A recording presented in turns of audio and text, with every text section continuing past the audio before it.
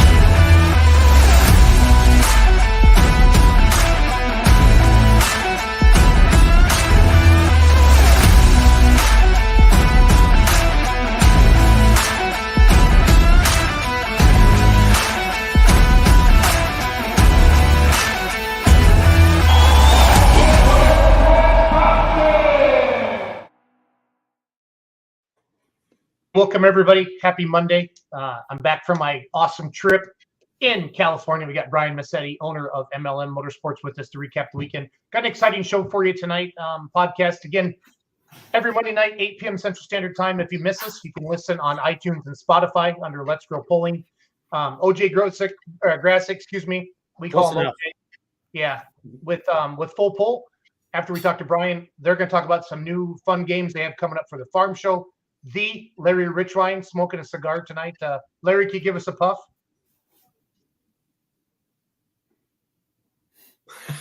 There we go. Perfect. Just right on cue. Mike Idle with us as well. Our super fan. We're just going to make him awesome. And of course, Brian Massetti, owner of MLM Motorsports, the host of the Golden State Invitational #2 at the Madera Speedway. Two-day hook in California. They roll out the red carpet, ring ceremony, feed the pullers. Just, it's an amazing event. The Madera Speedway is awesome to host the event. Brian and his family are very involved. Brian got to drive his brand new modified tractor, the Whip. Life is good. Massetti, take over, buddy. Hey, it was a great weekend. Jason and OJ, thank you guys for coming out. Also, Kinsey, if she's out there, and Ron Stone. It's great having everybody out here. I thought the pulling action was pretty awesome. We showcased the best of what we have out here in the West Coast. A couple trucks from Oregon came down. A guy from Utah came out. I thought it was just fantastic. The feedback we've gotten so far from pullers and just people that were there, spectators, racetrack people, everyone just was pleased with the event. We couldn't be happier with how everything went. Thank you to all the pullers for showing up. Just a quick note. I talked to Kenny today for quite a while. He was very impressed with how everything went, how it ran. We were talking about the pits. We'd have to clean out by midnight or by 3 a.m. for the swap meet people. It was so clean. I mean, the pullers did an awesome job cleaning their areas, very little cleanup work. Yesterday afternoon, when I was taking one of the loads out of there, I kind of drove through the campground. No trash anywhere. I mean, just in trash cans. Everyone cleaned up.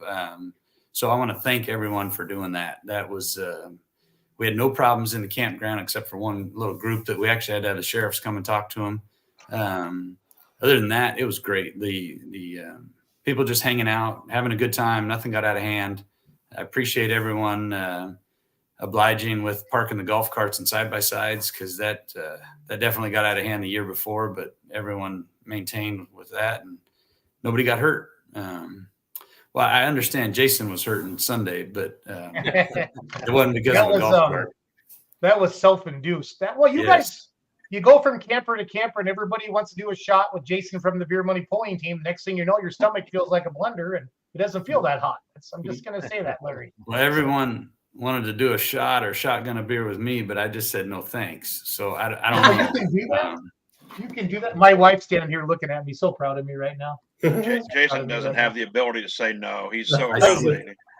I'm such a giver. Sarah that we'll just privately send Sarah some of the videos. She will be so proud of you, Jason. So proud. I think I'm better off not seeing it. Oh, okay.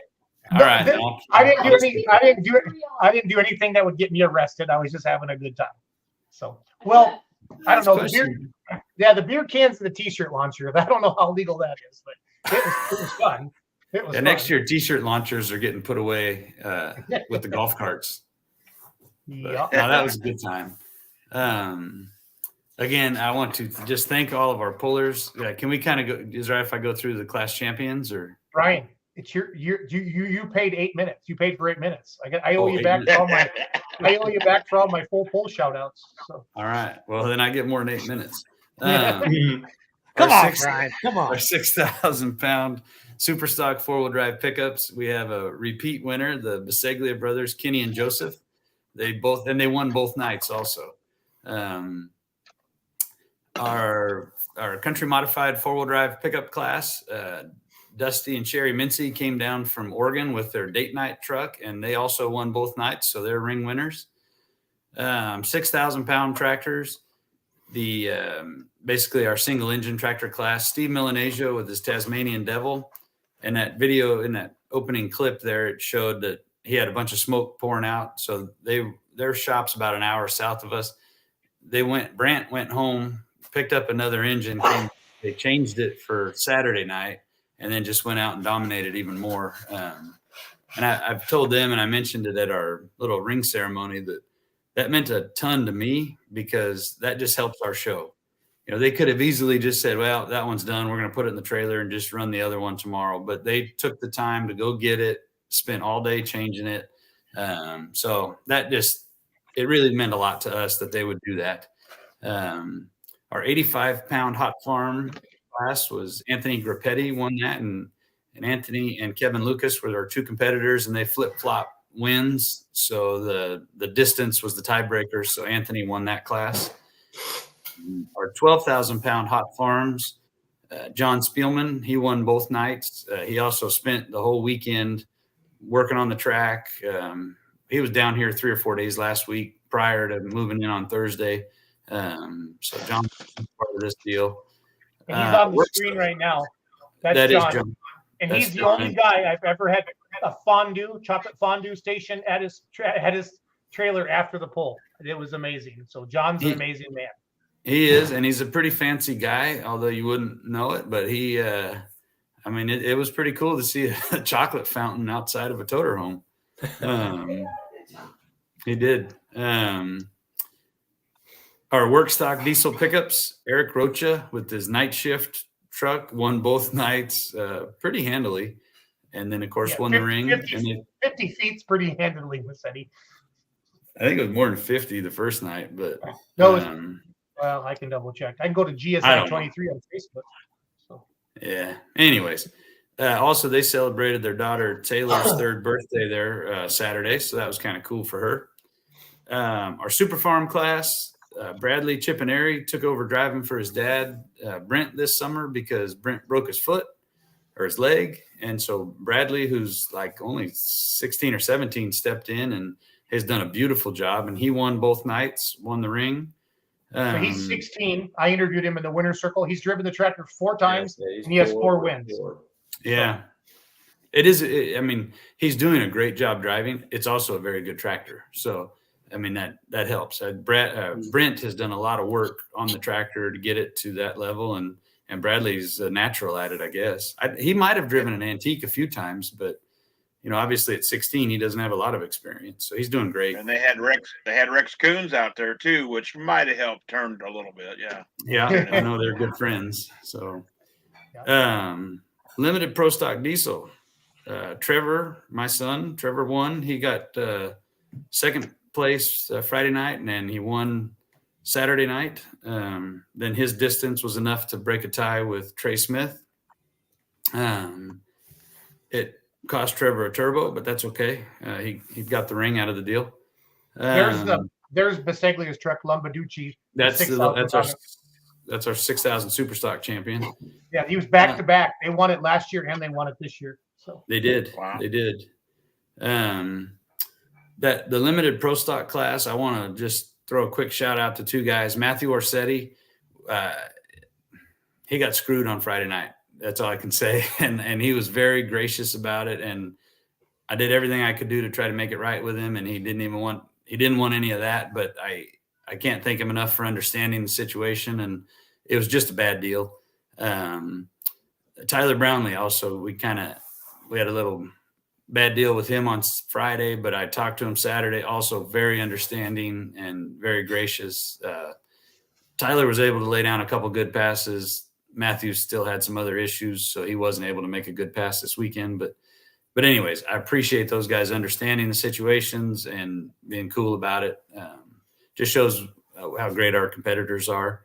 Our pro stock diesel pickups, John and Steve smoking Max, but actually it's John and Becca. John drove Friday night, and I think he got second place, and Becca drove Saturday night, and she won. So they took home the weekend championship. The 8,000-pound modified tractors, Jeremy BC drove Max Cackle, Donnie Fagundas's tractor, and I know Jeremy helps him a lot. Jeremy is from Madera here, so he drove both nights. He won both nights, so they won that class. Our pro modified trucks, Denny Tucker, Abracadabra, one of the I'm going to say the longest running pullers out here. Denny and my dad both started way back in the late 70s, and they're about the only 2 still out there. So Denny and Bonnie came down, and he won both nights. And he tends to do that. He'll just show up randomly and he'll win, and then they go home. The 7,400-pound tractors, again, Steve Melanasio with his twin engine, the Italian Stallion. He laid down 2 really nice passes and took home the championship in that class also. So that's just a little recap of our champions. And I felt like the competition was pretty awesome in all the classes. There was nothing that there was no classes that were shabby this weekend. So we appreciate everybody showing up and putting their best foot out there. Yeah. I was watching the live stream, and you definitely had a great show. Well, thank you. I appreciate that. I've never been to a tractor pull before, but I thought it was cool. Yeah. We've got a new hobby for you, Larry. Yeah, I'm amazed. Other than you were on the screen a lot, Jason. Other than that, it was a great show. I shouldn't have been on the screen very much. Well, you were trackside a couple times, getting in the officials' way, trying to take pictures before they tightened the chain. And I mean, not that I noticed that, but just saying. Well, I heard it on the radio a few times. Oh, there's a cameraman out there. I said, oh shit, it's just Jason. He'll get out of it. Yeah.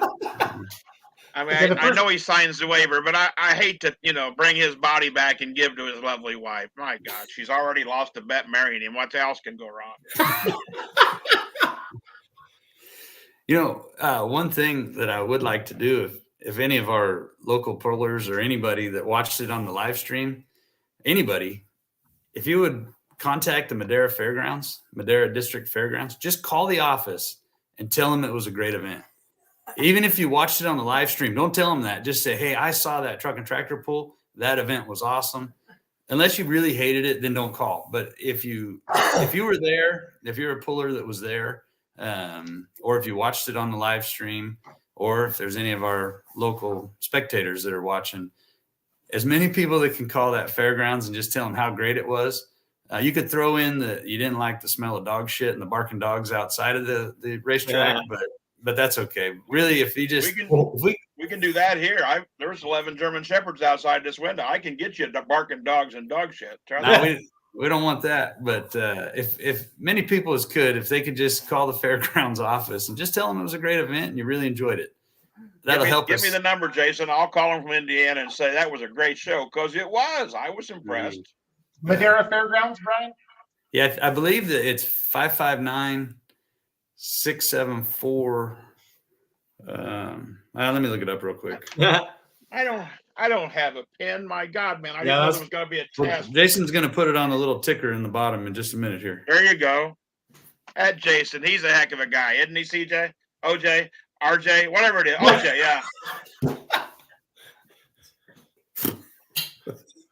I think RJ's in a different stable there, Jason, Larry. you got a pen? You're blending your Me pulling and OJ go way back over there somewhere.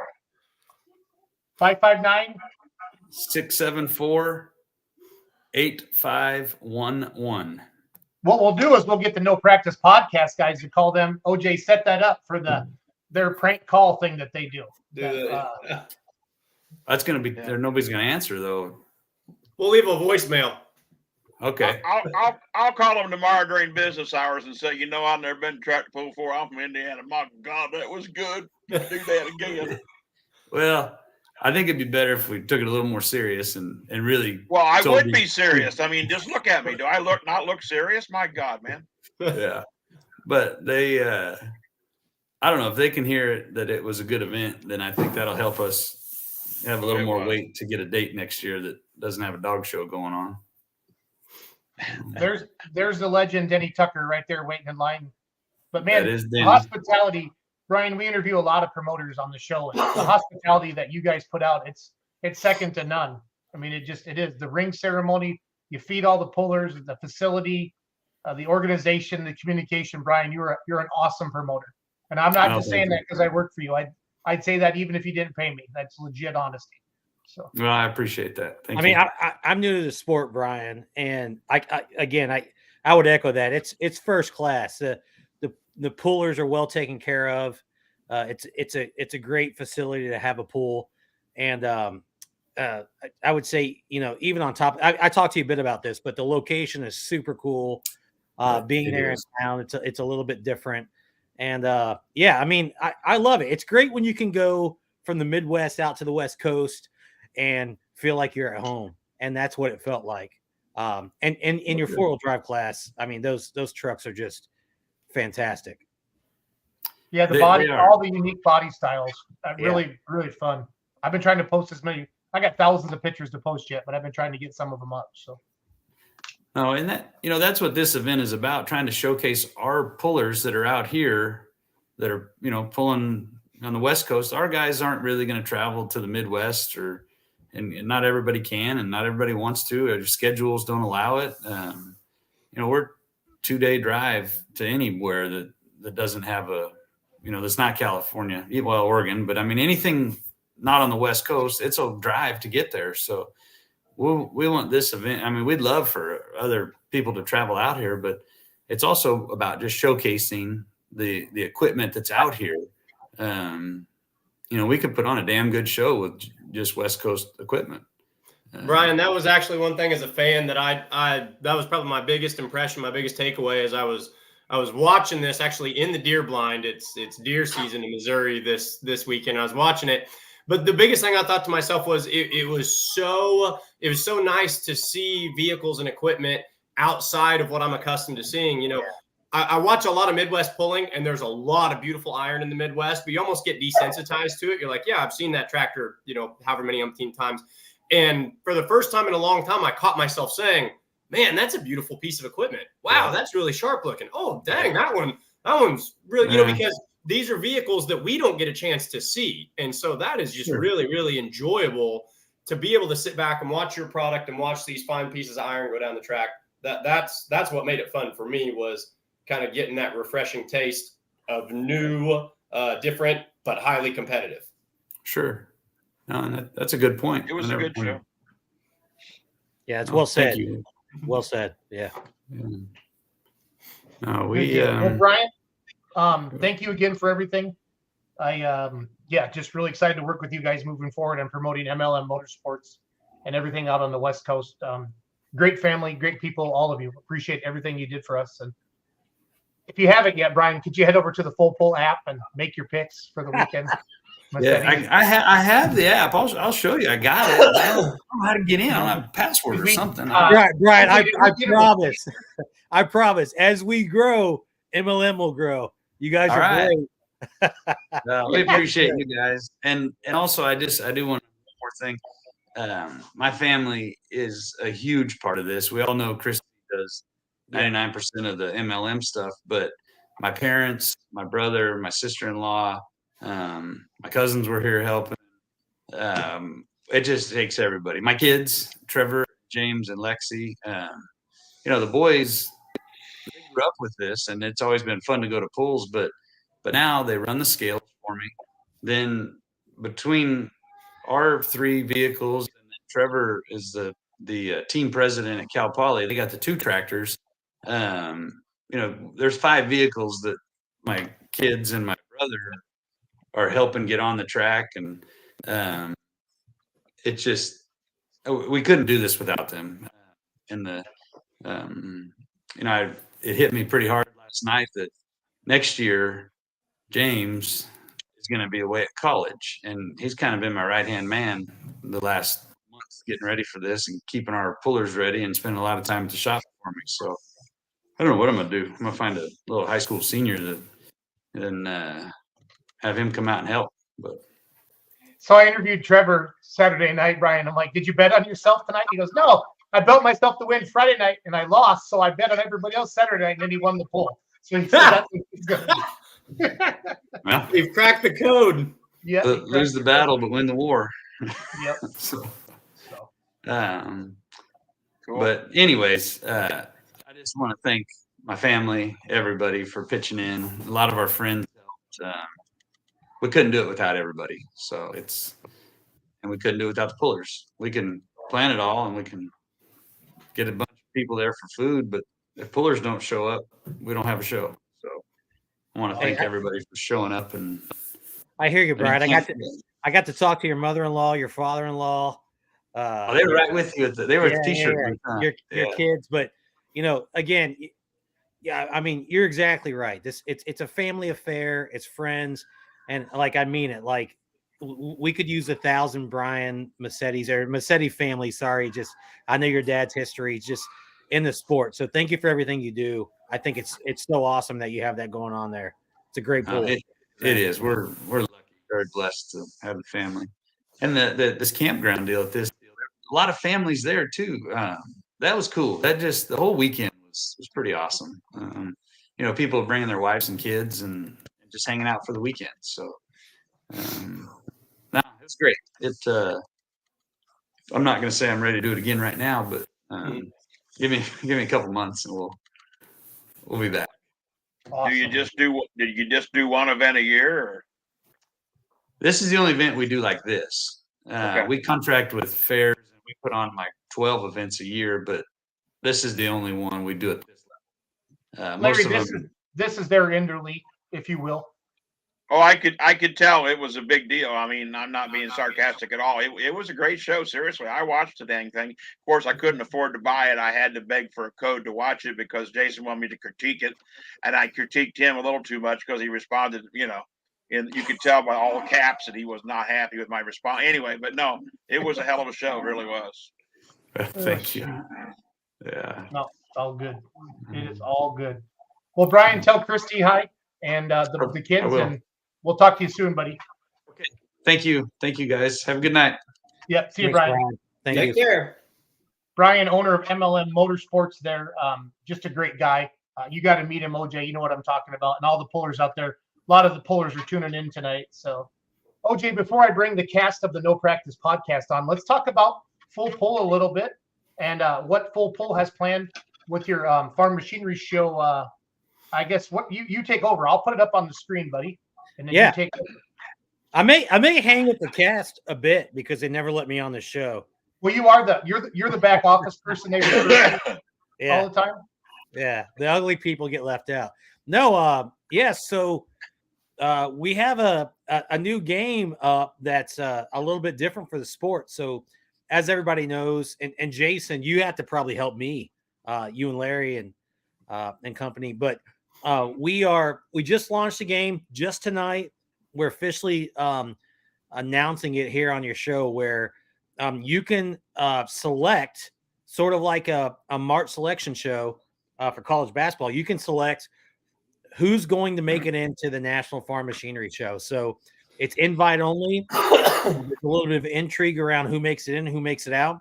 So we've created a new game where we take basically a pool. This is it's a labor of love. It took a little bit of time for us to do, but we created a pool based on the different classes at the show of who we thought would be eligible, and you get to pick who makes it in. So I think you can select again the different classes.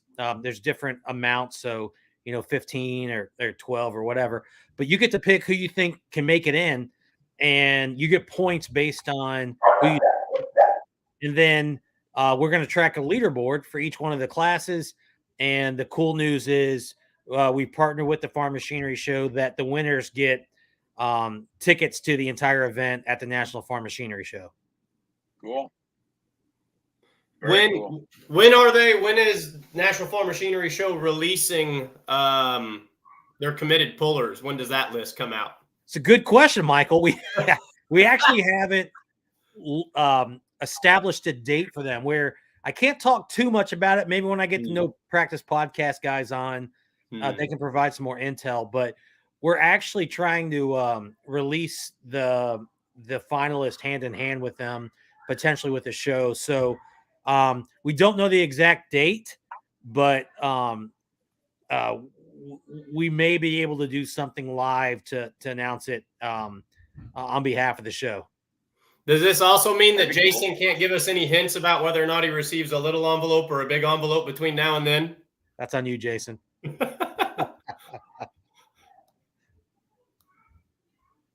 You're on mute, buddy. You're muted. Jason, our prayers have been answered. You're muted. For those of you who don't know, you apply for the farm show, and if you get a big envelope in the mail, it means you're going. If you get a little envelope, it's your $150 back with a Dear John letter. And they're taking 6 diesel supers, and I hope like hell we get our new one in. But it is what it is. We'll be there supporting Full Pull and promotion like we always do, whether the tractor's there or not. So it's all good. But I think this is cool. So High Tech Redneck applied? Yes, it applied. Yes. Nice. I checked. That's the first thing I did was go to Superstock Tractors to make sure you had me there. I could see you or Chase going, hey, let's not put Schultz's trap in there just to wind him up a little bit. So this is what you guys are doing with this, OJ. I love, and I've spoken about this before, when you come up with games that are outside of just your basic, who's going to win in this class tonight. This is stuff right here that as a pulling geek, I love. And then I think that the casual fan starts getting hooked into looking at these kind of things. And then this helps build exposure to how it works, National Farm Machinery Show and things like that. This is a cool one. This is a fun one. I appreciate that, Michael. I'm from the outside coming into the sport more and more. And there's a lot of cool things around this show that I didn't know about. So the fact that it's an invite only and the envelopes that you talked about and, the way you get in this thing, I think it's super cool. So, this has a lot of fan appeal, I think, into it. And hopefully this goes really well because I think there's potential for this to be really cool. It's not even really a game. It's just a really cool way for, to your point, for fans to engage with it and like dig in on a deeper level. I said it I did on my live. Full Pull is making pulling fun again for everybody, just giving you something else to do, to talk about, and the new format with the free money this past couple weekends and the wagering and talking to the pullers out in California. It was fun. Husker Diesel. So do you guys know who all has applied already, or is it just a guess onto who's probably applied? How'd you guys do that? We do not have the applications. This is a guess of who has probably applied based on we had a couple geeks get into it and say who would who would apply, and B, who would most likely be eligible, I guess, for a selection. Yeah. No, it's going to be great. And is it live on the website now? Can I put the link in? It is. Put up. I try to put it in the. I try to put it in the chat. Yeah, but it won't. It won't. Put it in our private chat, or no, you didn't. Okay.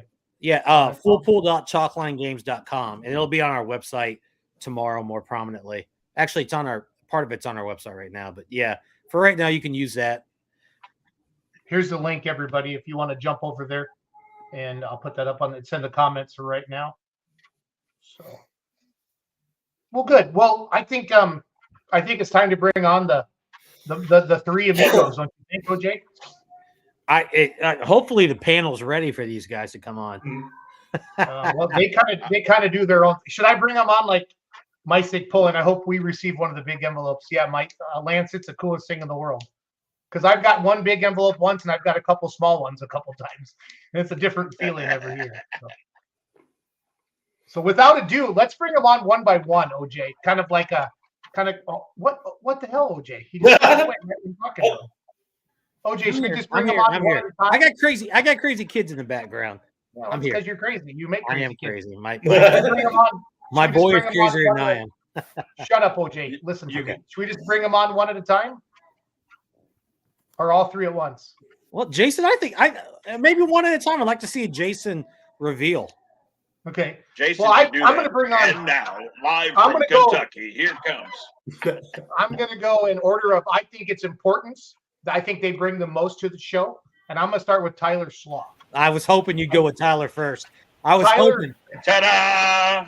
I feel a little outclassed by Larry and his cigar. Chase already knows he's left. Well, Tyler Slaw, there are more cigars. You know that, Tyler. I mean, I talked to your dad today. I should have told him to have you get a cigar. Yeah. Yeah, you should have filled him in on that. I'm feeling pretty left out there. It might be a big fatty. It might be a cigar. You decide. Or a little 50-50, a little homemade blend, perhaps. If this is a big fatty, it'd be a hell of a one. Yeah. Oh, I'm sorry. We can say that. Yeah. Hopefully, there's two things to know about Tyler and his live streaming capability. The first is this pristine background. Look at Absolutely. this. Mm-hmm. And we cut no corners. Yeah, the flawless sound from his microphone. That's what I was just saying. I need to get a better microphone. Is it actually good? I'm not used to actual compliments coming through real. It's like I just assumed that like was you actually ordered some. You ordered some high tech shit off Amazon. I mean, hell, it's great. Oh yeah. Nice ball. I shouldn't have said it that way. Yeah. Eat your heart out, Joe Rogan. Tyler, my specialty is my lighting. Yeah. Yeah. It's very nice, Larry. Larry's in the doghouse, literally. No, I'm in the shop. Tyler, the podcast is awesome. It's so entertaining. What has been your biggest takeaway? Like, what's been the biggest feedback you've heard from fans or from other pullers so far? A lot of people have loved it. They've said it's just like hanging out at the trailer, getting to listen to us bust each other's balls, having a good time, picking on one another. Yeah, it's a lot of fun. Other than the mornings after, always hurt just a little bit. What do you think of your producer behind the scenes? He actually wanted to stay on tonight because he said he never gets any FaceTime, Tyler. It's nice to share some screen time with him. He's adorable, isn't he? Yeah, they don't let me on. I will say Tyler is the one out of the three. Tyler gives me the most respect. I don't know about that. Yeah, he pats my back the most. He builds my ego. I try to. That's the only thing keeping me on the show, right? Fair enough. Right. So Tyler, I'm going to go with my next pick. I'm going to go with my next pick. It's going to be Adam Kester. I think he brings a second amount of awesomeness to the show just because his last name's Kester and he's a cool dude. And his wife's smoking hot. So that's all I got to say. What's up, buddy? Pulling tractors behind him. Yeah, had to mix it up a little bit, boys. I was sick of the I was doing this in my I got a little shop behind my house and it's got like a projector in there, and after seeing Stan Shelton's on our podcast last week, I said I got to do this a little bit better. So yeah. I was worried I was worried at first that the sound would be too echoey in the shop, but hopefully it sounds good. Sounds great. Where can one person buy a Kester racing hat like you have on, buddy? I have a few of those in stock. I just didn't know if you had a website. See, if I get on a little bit of better terms with OJ, maybe we just start selling my stuff on the full pool page. I think that should be negotiating your contract, Adam. I know. I did sell our first T-shirt because I mentioned it on the podcast one day. He says, "Oh, you get to split $18 between the three of you." I tried to buy his old Mini, but he told me he couldn't sell it to me because he was worried about the outcome. Well, if you notice, there's only 3 in the back. One is gone. Ooh. So, but you won't tell us where. No, I'm not going to get into this. Tyler. There we go, Tyler. Chase isn't on here, so I had to tease you about it. Oh, he's waiting. He's probably is he gonna run that one into the sled in reverse too? I mean, you guys gotta get some new fucking material. Adam will talk about anything except this. Hey, when the guy gives me, I better say a check. Let's say when the guy gives me money and he asks me not to tell anybody, I guess I gotta, in this core of me, and Larry Ridwine probably knows this. I'm a very, if I say I'm going to do something, I'm pretty much right on every time. Yeah. So, well, and you got to respect the cash. I mean, the buyer, Right. No, Adam, it's all in good fun. Yo, I know it is. It's been very, very, very fun. Adam, what's been your biggest takeaway, I guess, from the podcast, from fellow pullers and from fans? What are they telling you? It's really been eye-opening to me, the feedback I've gotten from pullers, but like fans have actually been getting back with me that I would not expect to listen, and they love it. I mean, they all know that we're still working on it. We got things to do. We're trying not to run over each other, and we're trying to break each other on live on the podcast. But coming from I don't know. Just from the amount of people I've been hearing from, I'm getting really good feedback. I feel that, we're working on stuff, try to get a little bit better. And I think we're going to start bringing a little bit better guests on as is what we're all shooting for. And we just got to get our feet underneath us. Tyler is a machinist and stuff. I am an engine builder. We don't know what Chase does quite yet, but just whatever. But I did bust his balls while he's not on here to defend himself. But we're not podcasters. We're just trying to figure out what's going on. All right. Without further ado, let's bring on the man. The host, the guy that should be in the front. The former, ladies and gentlemen, Division I straight from Kentucky, Mr. Chase Richardson. Well, Chase, welcome to Let's Go Pulling. He's muted. Oh, he's muted. Well, good. Let him keep talking. Chase, you're muted. You're muted. He's doing it on purpose. Yeah. Push your button, buddy. Does anybody know sign language? Yeah. No, he's got to do it on his side. This He's is pretty Mr. big on Technical technical difficulties himself. Push the button, Chase. Push the Oh. button. Hey, There there he he is. Oh, OJ, you fixed it for us, man. Oh. We've never had any problems on our show. I don't know what it is with this one. The audio You wasn't worked on working. his intro, Jason. It's OJ saved us there, man. If you haven't tuned in, this is the one podcast where there is no technical difficulties. Yeah. Throw him under the bus. well played. Yeah. Hey, and unfortunately, I didn't have mute on my headphones because I heard all the nice comments. It'd been nice to have that stuff muted out, but at least we all know where we It's stand. because we love you, buddy, and we know that you can take There's a it. lot of love on this channel. There's a lot So of love, much Chase. love. A lot of love. And there's some guys you No cannot ask certain No questions to. There's certain guys on, podcasts are known for the questions and the, diving in deep. But there are certain guys that are on certain podcasts you can't ask questions to. But I won't say any names. Don't have to. You've been beating Right. this horse for three shows going. Hey, Adam. Hey, I ain't talked to you in 2 weeks. I didn't know you're on here. That's right. Chase, what's been your biggest takeaway from the podcast and just literally the overnight popularity of it? Like, what are you hearing from fans and from pullers and stuff like that? Yeah, I mean, it's the guests have obviously driven the show. We've had, great personalities, different backgrounds, and people that probably haven't made appearances like that before come on. And as Tyler was saying earlier, it's just, we're all just being ourselves. We're just talking like we always talk. It's just more of a opportunity for those to kind of see behind the things. And ultimately, just like a lot of the stuff that we're involved with in full pull, and in particular, this podcast, the number one end game is to grow the awareness and grow the sport in some way or fashion. And, I think the way this podcast can help do that is, as Adam said too, we're going to have people outside of the racing and pulling world, try to draw them in, try to get some celebrities and some, just some cool people to, show them how cool this sport is, even though if they don't know about it. Well said. Well said. Larry, talk to us, What? Larry Richmond. You've been around a long time. What do you think of social media and all these podcasts and compared to what you saw Well, 25, 30 years ago? Social media is the devil. It's evil, but that's why everybody likes it. Think about it. Yeah. And no, it's definitely both. But I have to go along with Chase and everybody else. That podcast is far superior to this one. It is.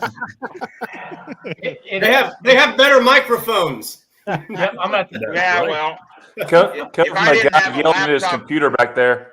They got better microphones. I'm kidding, if man. I didn't have a laptop with a camera in it, I wouldn't be on here. I'd be on the damn phone talking to you. But no, and it's high quality and great lighting. My God, the light is bright over here. Anyway, but yeah, someday when I get paid to work with Jason, I still got a lawn chair by the mailbox. Whenever I get that check, I promise to call, or get on Amazon and buy the appropriate equipment. In the meantime, this is just like everything else Larry Richmine is.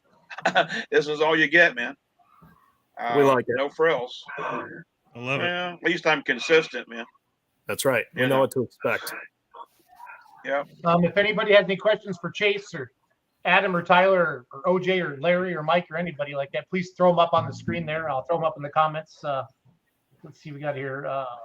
It's a picture of OJ's brainchild right there. He's really been the driving force behind the podcast. I mean, Absolutely. Yeah, He's- I appreciate that. OJ's awesome. No, No He homo, is. OJ, but he's awesome. I'm not. I like being Yeah. an outside perspective fan in this sport, and I can say, just in general, like it's nice, and I challenge these guys. It's really cool to have some younger guys that can talk about the sport and get into it and get technical and talk about what works and what doesn't work. But then 15 minutes later, they're they're talking shit about some something going on in Never. and yeah, whatever, just talking, making cold calls to restaurants, bringing on special That is guests. cool. Yeah, and That that's is what, cool. I think that's what the sports needs. I'm a big believer that I know that pulling is one of the greatest motorsports on earth, or sorry, Chase, the greatest motorsport on earth. That's right. But it needs to be more approachable too. So, these are young guys that are in the sport, but are every day working and in it, and I feel like can bring a lot of fans into it, which I'm all about.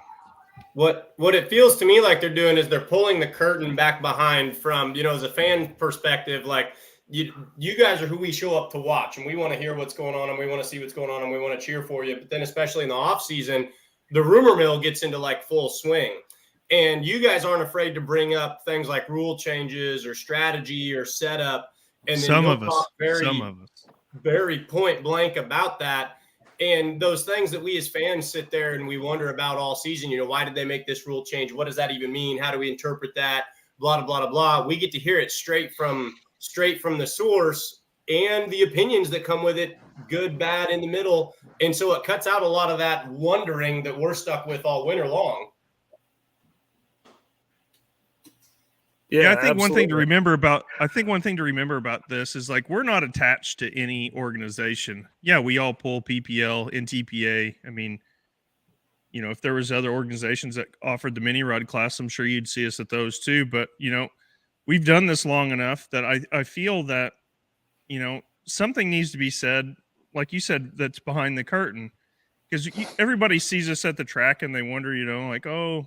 We'd really like to know this guy a little bit better than just at the pool, because sometimes on the pool we don't give enough time to talk to the fans. If you're busy or you're in the moment, you can't really give the fan all the time they need. And I think this is just a small glimpse. If we could stay on there for 3 or 4 hours a night, I would. I mean, Chase wanted to start this deal at 45 minutes, which we all thought that was a good idea. But impossible. Man, 3 shows in, we're 2 hours, and it feels like we're still cutting some stuff short. But we have to keep people wanting to come back also.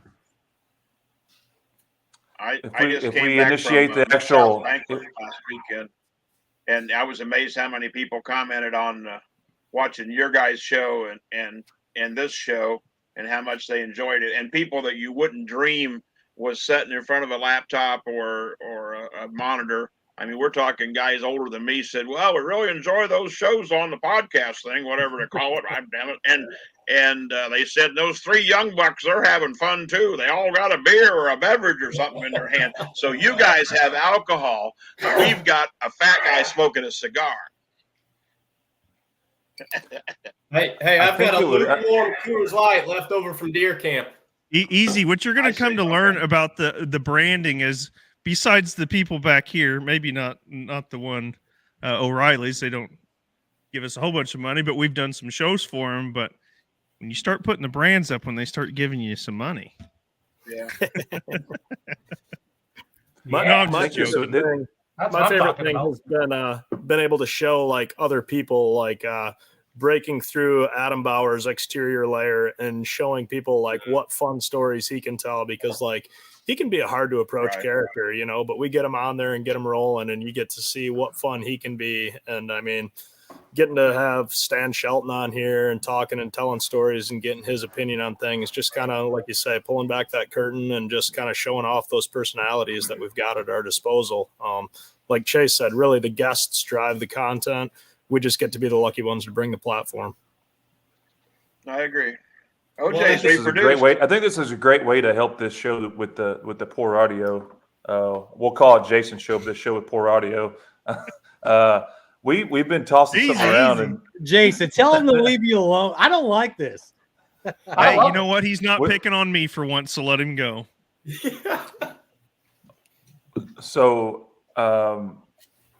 another element to the show that I think is a lot of fun, we have not done a good enough job with, is the fans' perspective. I think we always say like, hey, send us your questions, but we get so wrapped up. Last week we got so wrapped up we didn't even get to the questions. We were running on 2 hours. But we believe it or not, we get emails during the week and we get Facebook messages. And what is your all's take? And any Pulling fan watching this right now, please chime in, because we're going to make this decision tonight or maybe the next day or so.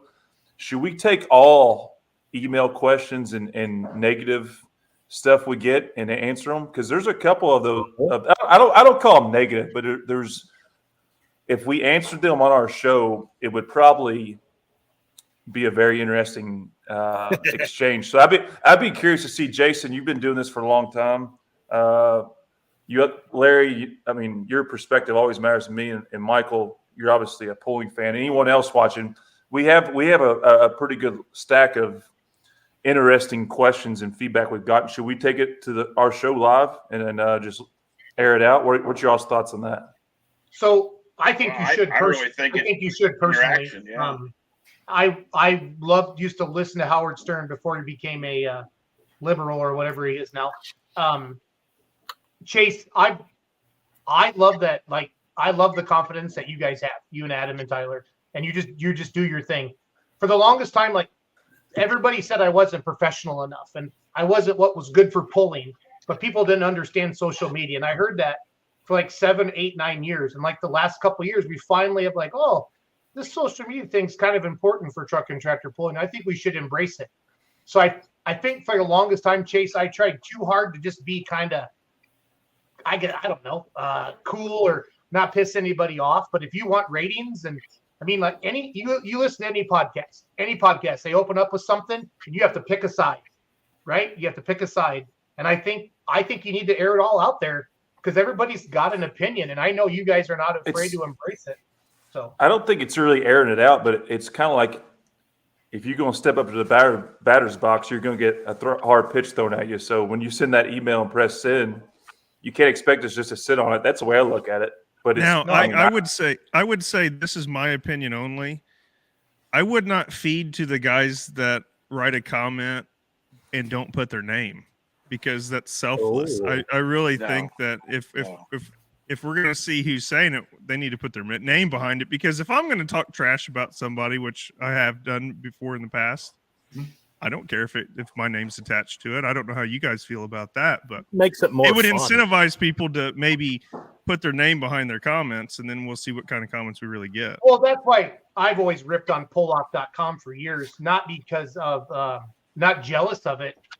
I think it's great for pulling, but I've always called them keyboard pullers, and that's not fair because I know some pullers get on there. But I love an adult conversation, Adam Kester, but I want to know who I'm having that adult conversation with. And I've been saying that for years because I want to know why you're saying. Like if Adam Kester, who grew up and has a legendary dad and grew up in the sport, has an opinion, no offense, Adam, but your opinion has more merit than somebody who hasn't done it before. And we got a lot of pulling media and a lot of people that are great photographers and are great video people, but that's where they need to stay because they've never put the work in and the time in and the promoter. And I've been a puller, and I am a puller, I am a promoter, and I'm also a part of the pulling media. So I mean, I see all sides of it coming, but I love the keyboard warriors. They keep it interesting. I mean, everybody's got an opinion, but when Adam Kester says something, or Chase Richardson, or Tyler Slaw, or any Grand National Champion Tour outlaw, big time puller that's been doing this for a long time, in my mind, that carries a lot of weight. Now, I will tell you, I don't think pullers are good promoters. I think they're good at coming to the track and setting up their stuff, but very few have wanted to do what you've done, Kester. I've always idolized you guys. I've always wanted to be a John Force of tractor pulling, where I take somebody's brand and we wrap the trailer, we wrap the tractor, we go to shows. That's my dream, what you've got to do with your sponsors that you've had over the years, Adam. So that's where I think pullers in general, but all this has been self-funded, right? If you're a puller, you pretty much have self-funded it, and nobody's gone out and did it the other way. And I'm really hoping with full pull, I'm not hoping this is going to happen. It's going to bring a whole new set of eyeballs to the sport and is really going to take this to the next level. So it's going to allow somebody like Beer Money Pulling Team to go out and chase a big sponsor and just give them merit, some legitimate return for investment, Adam. So, right. That being said, we don't want to tough talk any haters or people that have corrective criticism. We want it, pour it on us, like keep it coming. We like that. So the decision, so the decision has been made. The new segment for this next episode, Wednesday, 8 p.m. Central, or no, 8 p.m. Eastern, 7 Central. We have a stack of these emails and these messages we're getting, whenever they press send, that's like a step in the batter's box. It's fair game. Are we all that agreement? Agree? We're in it. Yes. Yeah. All right. Tune That in. being said, just keep it coming. We like spending time in the batter's box. Definitely. Yeah. Well, So I mean, that- I think Tyler's really pushed that home the whole time. I mean, he's always wanted that. He's like, we can't all always be in agreement and be like, oh, that's a good point, and just constantly pat each other on the back, because that's a pretty sucky deal. I mean, it's got to be authentic. if we agree, we agree, but just be keep it real. Don't be that guy who's saying something on the podcast and then going to the other room in his house saying, "Oh, I didn't really want to say that." Like, and I don't think none of that's ever going to happen in this crew. I don't think there's anybody on the screen right now that doesn't honestly say what they think on the podcast. I don't believe it all. Yeah, I mean, like All Michael, of us are. Michael, you're on the outside. I mean, I think it's kind of nice. Let me know if you agree, but to have a podcast and a live stream where fans can come on and air their laundry a little bit, right?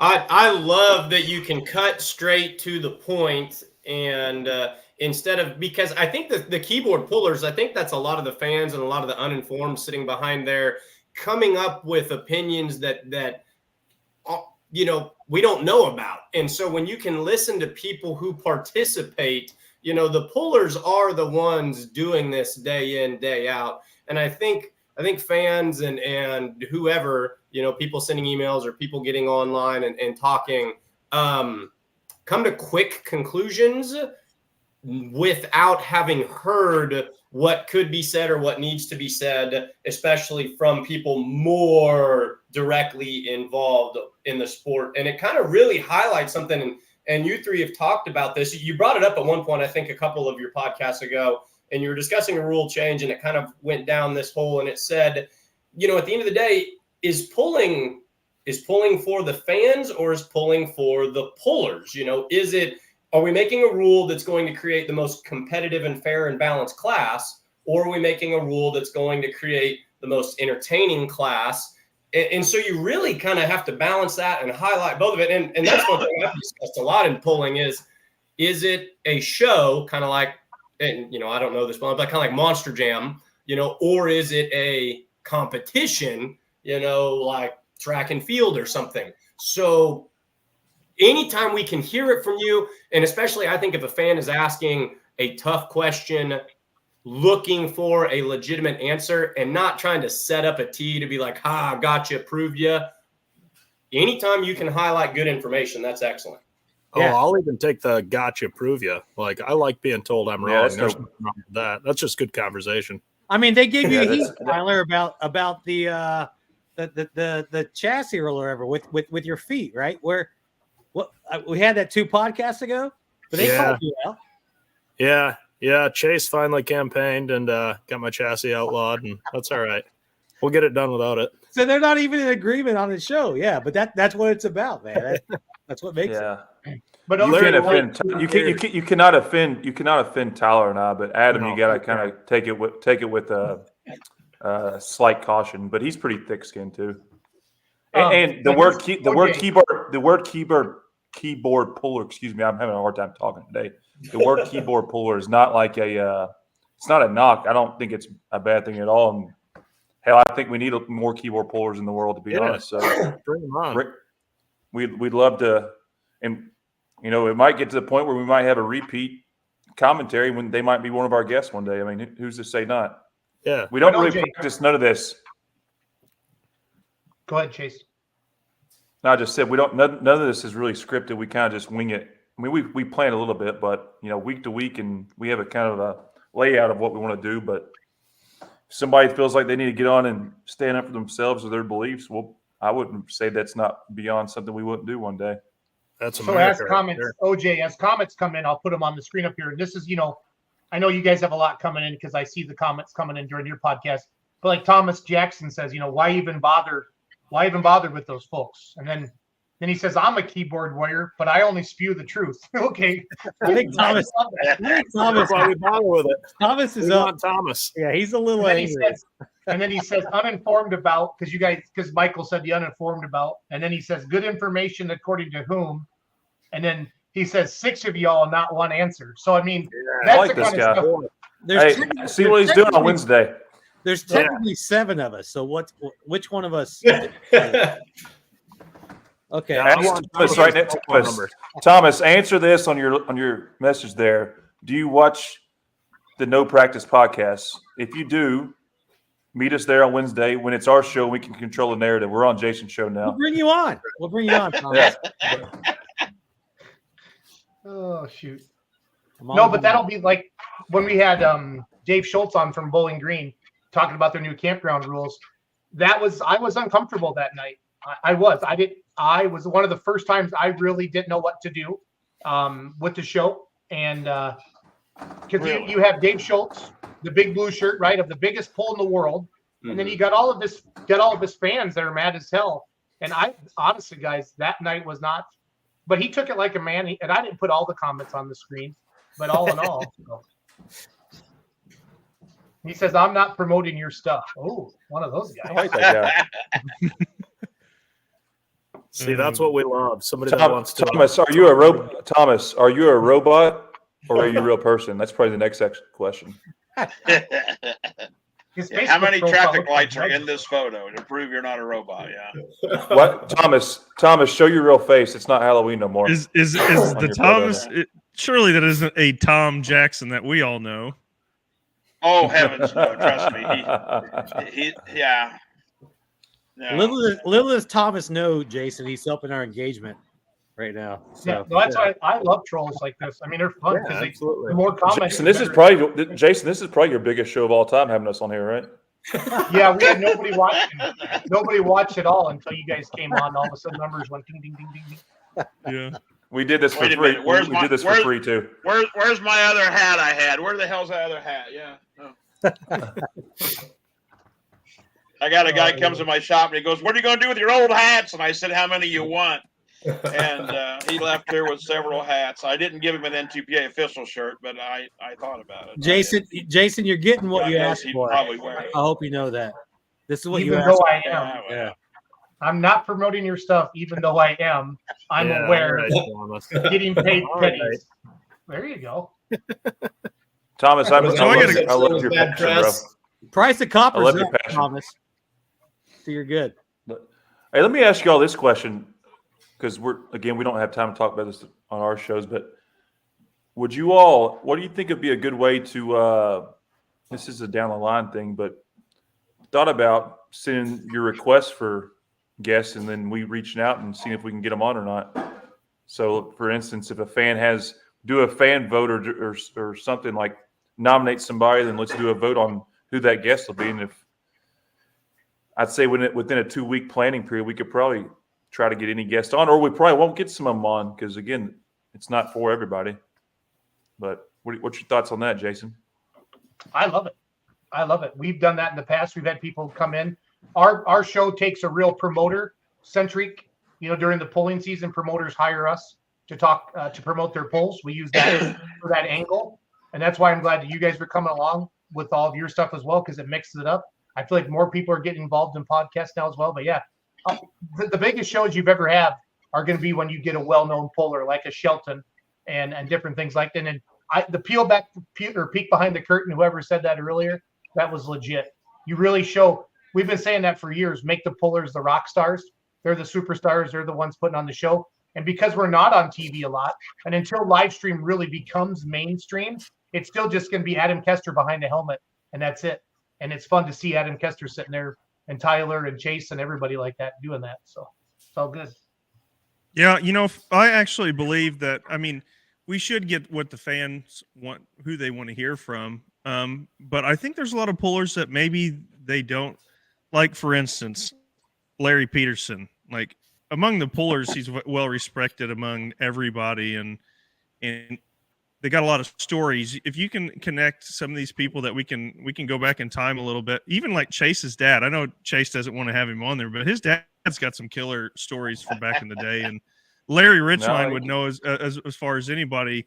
You start attaching Chase's dad with some of the stories that he could tell.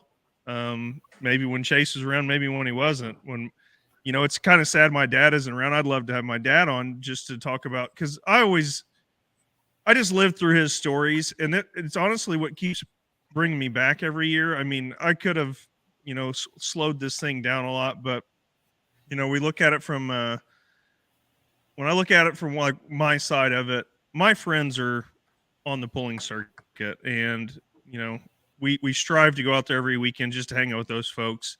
I mean, there's a lot of things that one day shows aren't as fun, but if we can sit down for a couple days at a Bowling Green or Toma or any of those pools, Hillsboro, and just the competition's one thing, but really it's all about hanging out with these guys, be coming back every year. And if it wasn't for them, we would have quit a long time ago. This guy, sorry. Well, it's the summer family. It's like going camping with your family and a tractor pull breaks out. I mean, it's the summer family. They're there before I started helping full pull when I couldn't come. I mean, I missed the hell out of everybody, This is somebody that set up. This is somebody that set up a fake account that's being a dick. So, Jason, wait till he bombard Adam's comments while he's in mid speech. Adam made a heartfelt, but look at this. I mean, this is amazing. Yeah, but if he can dodge a wrench, he can dodge a ball. Yeah. Did you hear a thing Adam said? I mean, it was some of the best talking he's ever done in my life. And you had this guy up on the background here. Jason, did you hear it? Jason, this is why your show may not grow like the stuff that OJ produces, okay? No. I think Jason's onto something here. So what's this COVID thing? Is this Mr. Pfizer on here, or what we got? I just found Thomas Jackson's Facebook page. I'm like, I gotta check this guy out, because that's a gift of it. He can do the same thing to us. So, we're 2 did you years have out. to subject us to you checking it out? We're 2 years out. Canada's still in. I just felt like we should share. Oh, so he's still involved. He's still engaged. We haven't scared him away yet, but he's not a fake account. So I think we've got there's an X. Thomas Jackson. Yeah. Jason, there's an X in the upper right corner. Please click it, will you? There you go. There you go. All right, Jason now has to do his best recreation of what Adam just said to see how well he was listening. Well, he's talking about Profab and Peterson, and not everybody should be on the podcast, basically. So yeah, that's nothing. I wouldn't like say that not that everybody should be on there, but I believe that we need to. Yeah, we should have, every 2 or 3 shows we have a fan guest, but most of the time we bring our own guests in, and Chase is a celebrity. He's got the contacts to everybody, and if I'm just telling folks right now, if things go like they should, we're gonna have some pretty big guests on, and it's gonna be mostly because of Chase. That's no, it ain't I mean, like Peterson's a puller and a manufacturer. You could have like Mike Connie on. He's a puller and a manufacturer. Von Bauer, people like that people. You think we're gonna get Von Bauer? No, they're a big part of the sport. Yeah. Well, you know what? You might be surprised having you get Von Bauer on here. You never know. No, but I bet I can get told no by a lot of people too. You will. Adam, We've been told no a lot. And honestly, the hardest part you got to find Adam out in the combine and kind of with a girlfriend, so that's how you got him on there. He started drinking. He started drinking like 4:30 in the afternoon just to get to where he'd talk to us. Yeah, that was unique though. That's not every day. Right. You want to get Peterson on like right before daylight. Get Peterson on. That wouldn't be when he's the most talkative. Yeah. Right, and we gotta get Lisa on there too. I know Chase is a sexist, don't want the women on there, but we gotta get the women on there too. Yeah, you gotta have the duo. Jason's sexist. That's awesome. Yeah, I'm not really sure that came from. No, but well, we had Sheldon on. We didn't have screen. Camille. We didn't have Camille on there. Camille has a strong backing. So Camille, no, I'm just giving you shit. Once you go, I love women. I have nothing against women. Oh, I believe you, Chase. He loves women so much on Halloween he dresses like them. That's what I've heard. Jesus. The quality of jokes go down with the change of podcasts, obviously. Right. But gentlemen, all I can say is nobody's got anything on anybody. Everybody knows a little something about everybody. So. That's right. Ain't that the truth? But I do think, in all seriousness, I do think the cool thing about what we're trying to do is, we're bringing people inside the sport on a special guest, but we're also going to bring people outside the sport, and we're working on that to get, some outside perspective. Because again, the podcast is just as much about diehard fans being able to hear from, again, like an internal sort of audience, as much as it is from, outside people, influencers, like not that, how cool of a sport it is. So I keep hitting on that with the guys. Like we want to entertain the diehard core fans, but we also want to make it as approachable as possible for outside fans that are just getting to know the sport. Does like NASCAR or NHRA have anything like with big name drivers like this on their channels? Do you guys know? I don't follow it. They got the Shake and Bake podcast with Stevie Fast, baby. Okay, Lyle Barnett. I'm guessing Lyle Barnett. That's a beer money guy, right? You're darn right. You should know him. You guys share a name. Well, we had him on our podcast before. He's funny. A couple years ago. He is. I played cornhole with him. When he came on and did the stuff. We had Donnie Baker on once before he died. That was fun back in the day. So I figured it was before. When we thanks, Tyler, you dickhead. Yeah. When we before was important, right, Tyler? Yeah. Maybe some night I can invite Doggy, my guy. Everybody knows lives in the apartment in the back of the shop. We can invite Doggy over, and he can probably hear us right through the wall. I'm in the office, and he can go. Tyler, I don't want Rick to be live anymore, but I want we start shooting content of him and just compile a Google Drive of Rick and then because he's not as good live. No. The best way to get Rick footage is when he realizes when he's not expecting cameras to be on him. Yeah, he freezes up with the camera, right, Tyler? Yeah, a little bit of camera pressure there for sure. Agreed, 100% on that. No, but we started Let's Grow Polling. Some of us perform better under pressure than others. That's right. We started Let's Grow Polling back in 13 and 14 on the Polling Radio Network. Ray Chalukley out of New York kind of put 4 or 5 podcasts together. I think that's when Charles got started with Sidetracked. Him and Andrew were doing that. His friend that has passed away. And then Eric Pruitt had his show. Then that kind of faded away. And then I started doing the live stuff like this. And I remember doing shows with just 2 people watching. Ryan Zolik and I started. My wife was watching upstairs. I was sitting in the basement to see if the sound was working. And then over time, that's when the show really grew. Was when we got big name guests, and because we've had Esden Lane on before, and some of the biggest names in polling. And that's really when the show kind of took off. But it always does the best when you have a big announcement, like a Louisville show or something like that. That's when you can see big numbers. So for sure. Fun. So Chase, can you Hey, the good news for you, Jason, you at least have 6 people watching tonight. Jason, just ignore him. Well, I'm done. That's the last time. Ignore. I'm just kidding, Jason. Participation count as watching? I mean, I can handle Chase. I can handle Chase Richardson. It's gonna be okay. You can look at Beer Money Pool. Look at the Beer Money Pool following, and look at Full Pool right now, and I'll shut Chase up. Chase, Chase, talk about No Practice Podcast. Guess what we got going on Wednesday. Yeah. You'll see announcements tomorrow, but we're going to have a couple of influential people in the sport that work together, the manufacturing side, and are both competitors. OJ's texting Chase right now, telling him what to say. So. I'm telling Chase to tone it back. I'm joking. Yeah. Go ahead. No, but Kevin Campbell and Colin Ross from Chaos Fabrication are going to come on the show. We're working on the side right now to see if we can get a live dyno pull in while we do the podcast because they're going to be in the shop. I'd say there's no commitments to that, but we got all day tomorrow to negotiate. We'll make it happen. We'll make it happen. Kevin's a brave man. You know, he just jumped in the mini rod world. His wife has been running it, and then he bought one late in the year. So we'll be sure to ask him some thorough mini rod questions, and in addition to Colin and triple bypass is arguably probably one of the most popular vehicles in all pulling.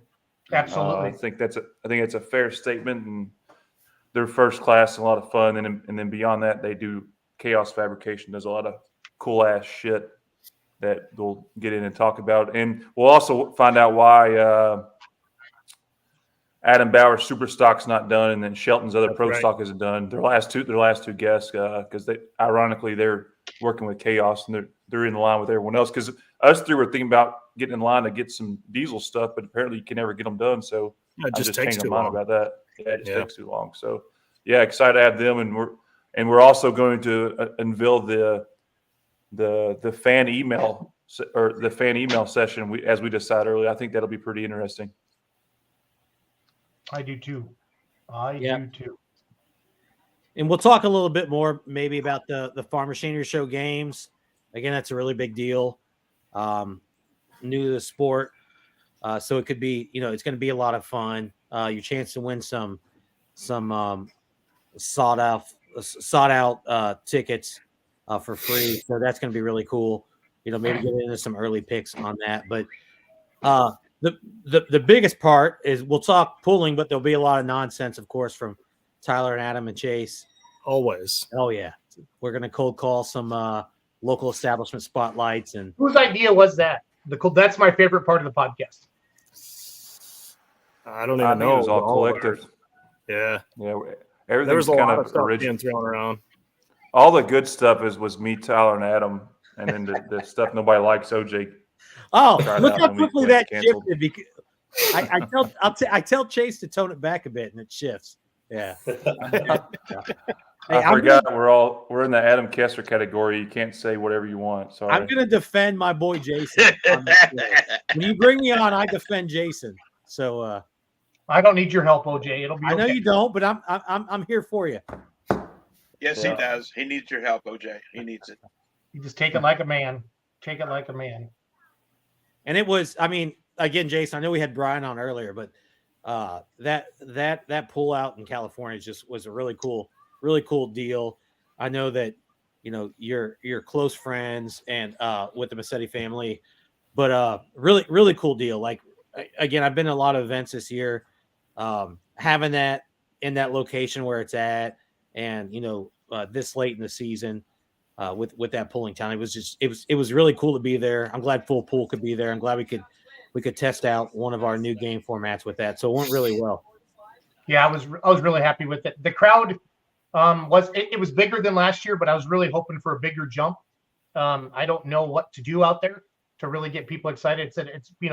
It's their Inderly, for lack of better terms. Everybody knows what the Inderly is, and they have all the classes. They had 12 classes. We had about 65 hooks. Great facility, and pulling's just not as popular out there as it is out here in the Midwest. So, but I know that the Massetti family really wants to grow it, and they're sticking with it. We'll see what happens. So, but I'm glad That you made it out. Modified class looked wild out there.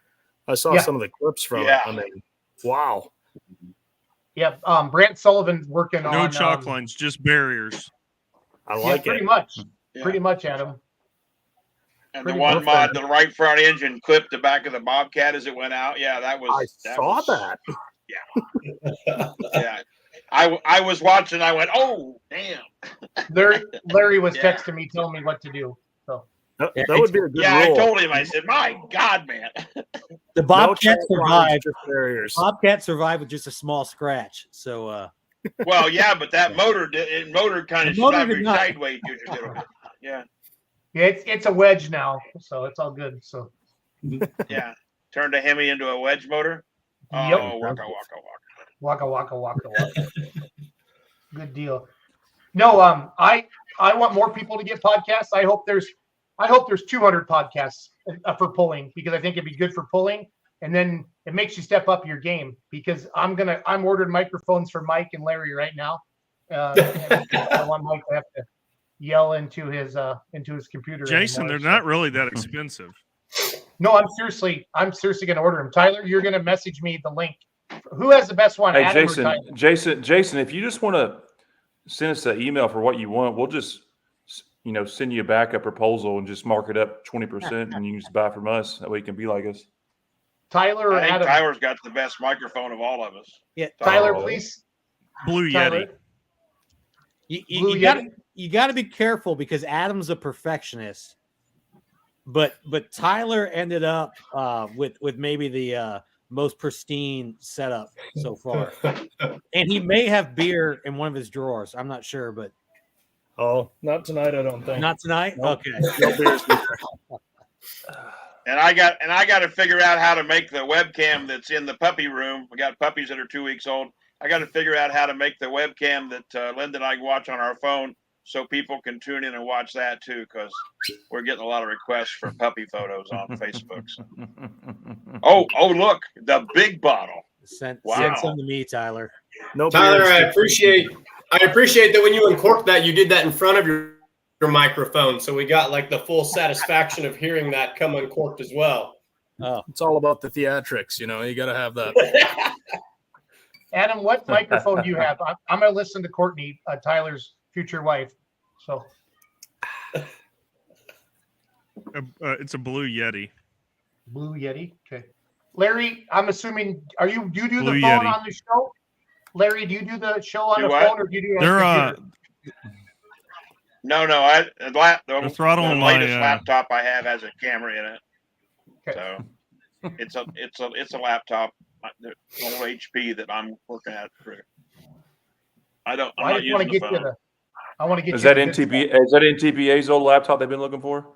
Yeah, probably. Actually, it's not. No. I gave all that to Marvin, and Marvin has yet to use the old laptop I had. Oh, come on. What? Now. I'm pretty sure Matt's I'm got into it and checked files. but- I'm just Yeah. teasing. Chase, are you saying this? No, I surrendered all that stuff. I might have had an external hard drive with some of those items on it, but I surrendered most of that.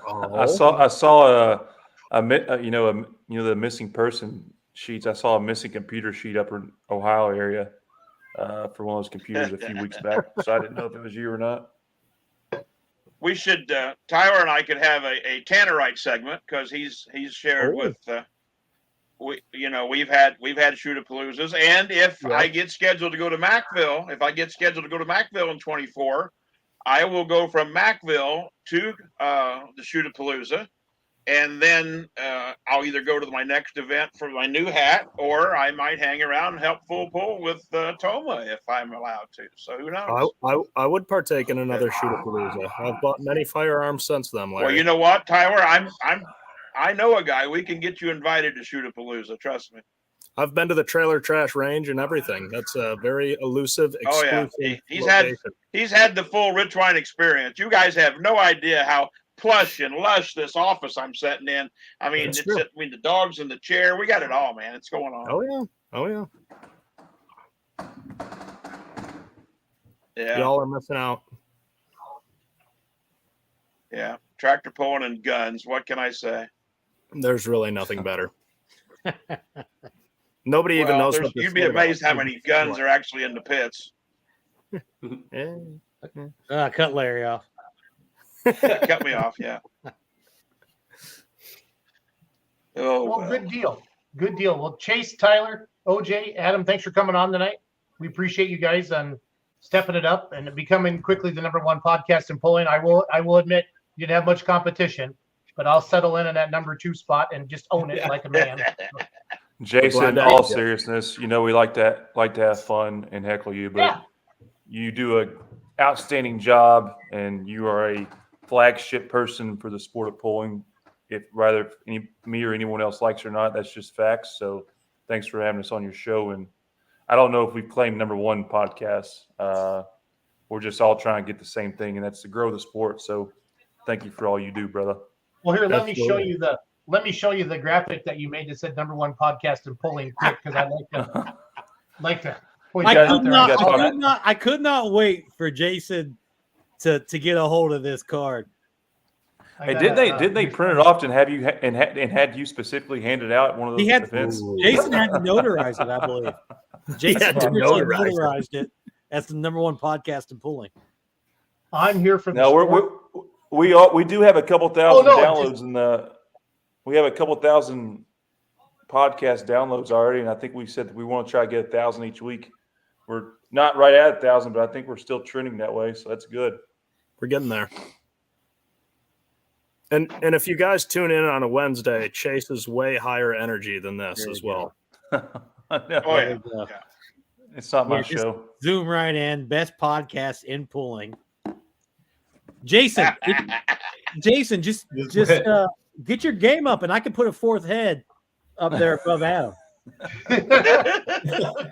No, I'm a pioneer. I'm not a follower. I enjoy you guys. I enjoy your You competition. can peek. I could put a couple hands. You could peek over that white circle right there. We're going to the Let's Go Pulling team. We're going to step up our sound game. I just text you back off, Jason, man. Yeah. I didn't check my phone yet. You know, Jason, they've probably got a price sheet. You could maybe sponsor their thing, and they could put a small beer money logo somewhere. After we give you all the equipment we use too, I mean, yeah, it's only a fair trade, right? Jason, Jason, if you want to buy the back half of that card, you can. Okay. Yeah. They have a rate. They have a rate card. Then it would just say, "I do home loans" across the back. Yes. That's what it would say. Oh, I love it. Oh, I love it.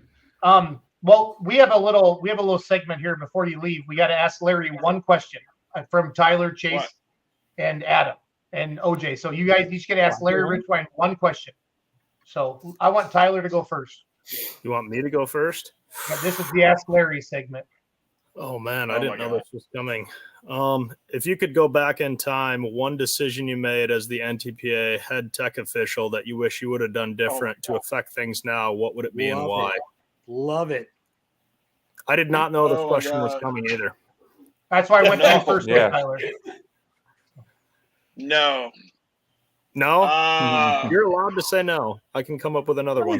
He's not allowed to say Well, no. I'll never say no. Are you talking a rules decision or a call on the track or what? Dealer's choice, sir. There were several rules made during my 29 years that I didn't personally agree with, but it was my job to try to explain and enforce. Elaborate. Which ones? And they had to do with things that weren't safety. They were competition rules Familiar that with I the thought concept? was silly, and they were trying to satisfy one or two people. Oh, we have a name for those on our podcast. What do we call them, Chase? Well, I don't know. Oh. I know for a fact there's one guy that pretty much got outlawed that didn't like it, and he quit.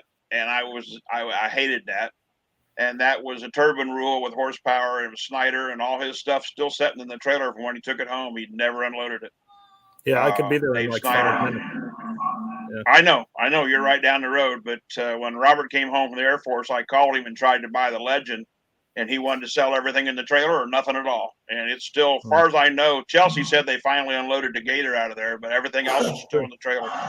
But I'd have to say that when they made that rule on horsepower for turbines, which now they've reversed, now they're allowing more horsepower, I felt bad that we lost Dave, because not only was he a friend, but I think he was good for the sport. And I think that was a wrong decision. Okay. I like it. Fair answer? Yeah, very fair answer. Jason, are you seeing your numbers go? Are you seeing your numbers go like this with the questions Tyler asked? That's good podcast work. I'm going to send Tyler a separate message and see what it's going to take to have him maybe, but I don't pay Larry anything or Mike. So I got a friggin' lawn chair out by the mailbox.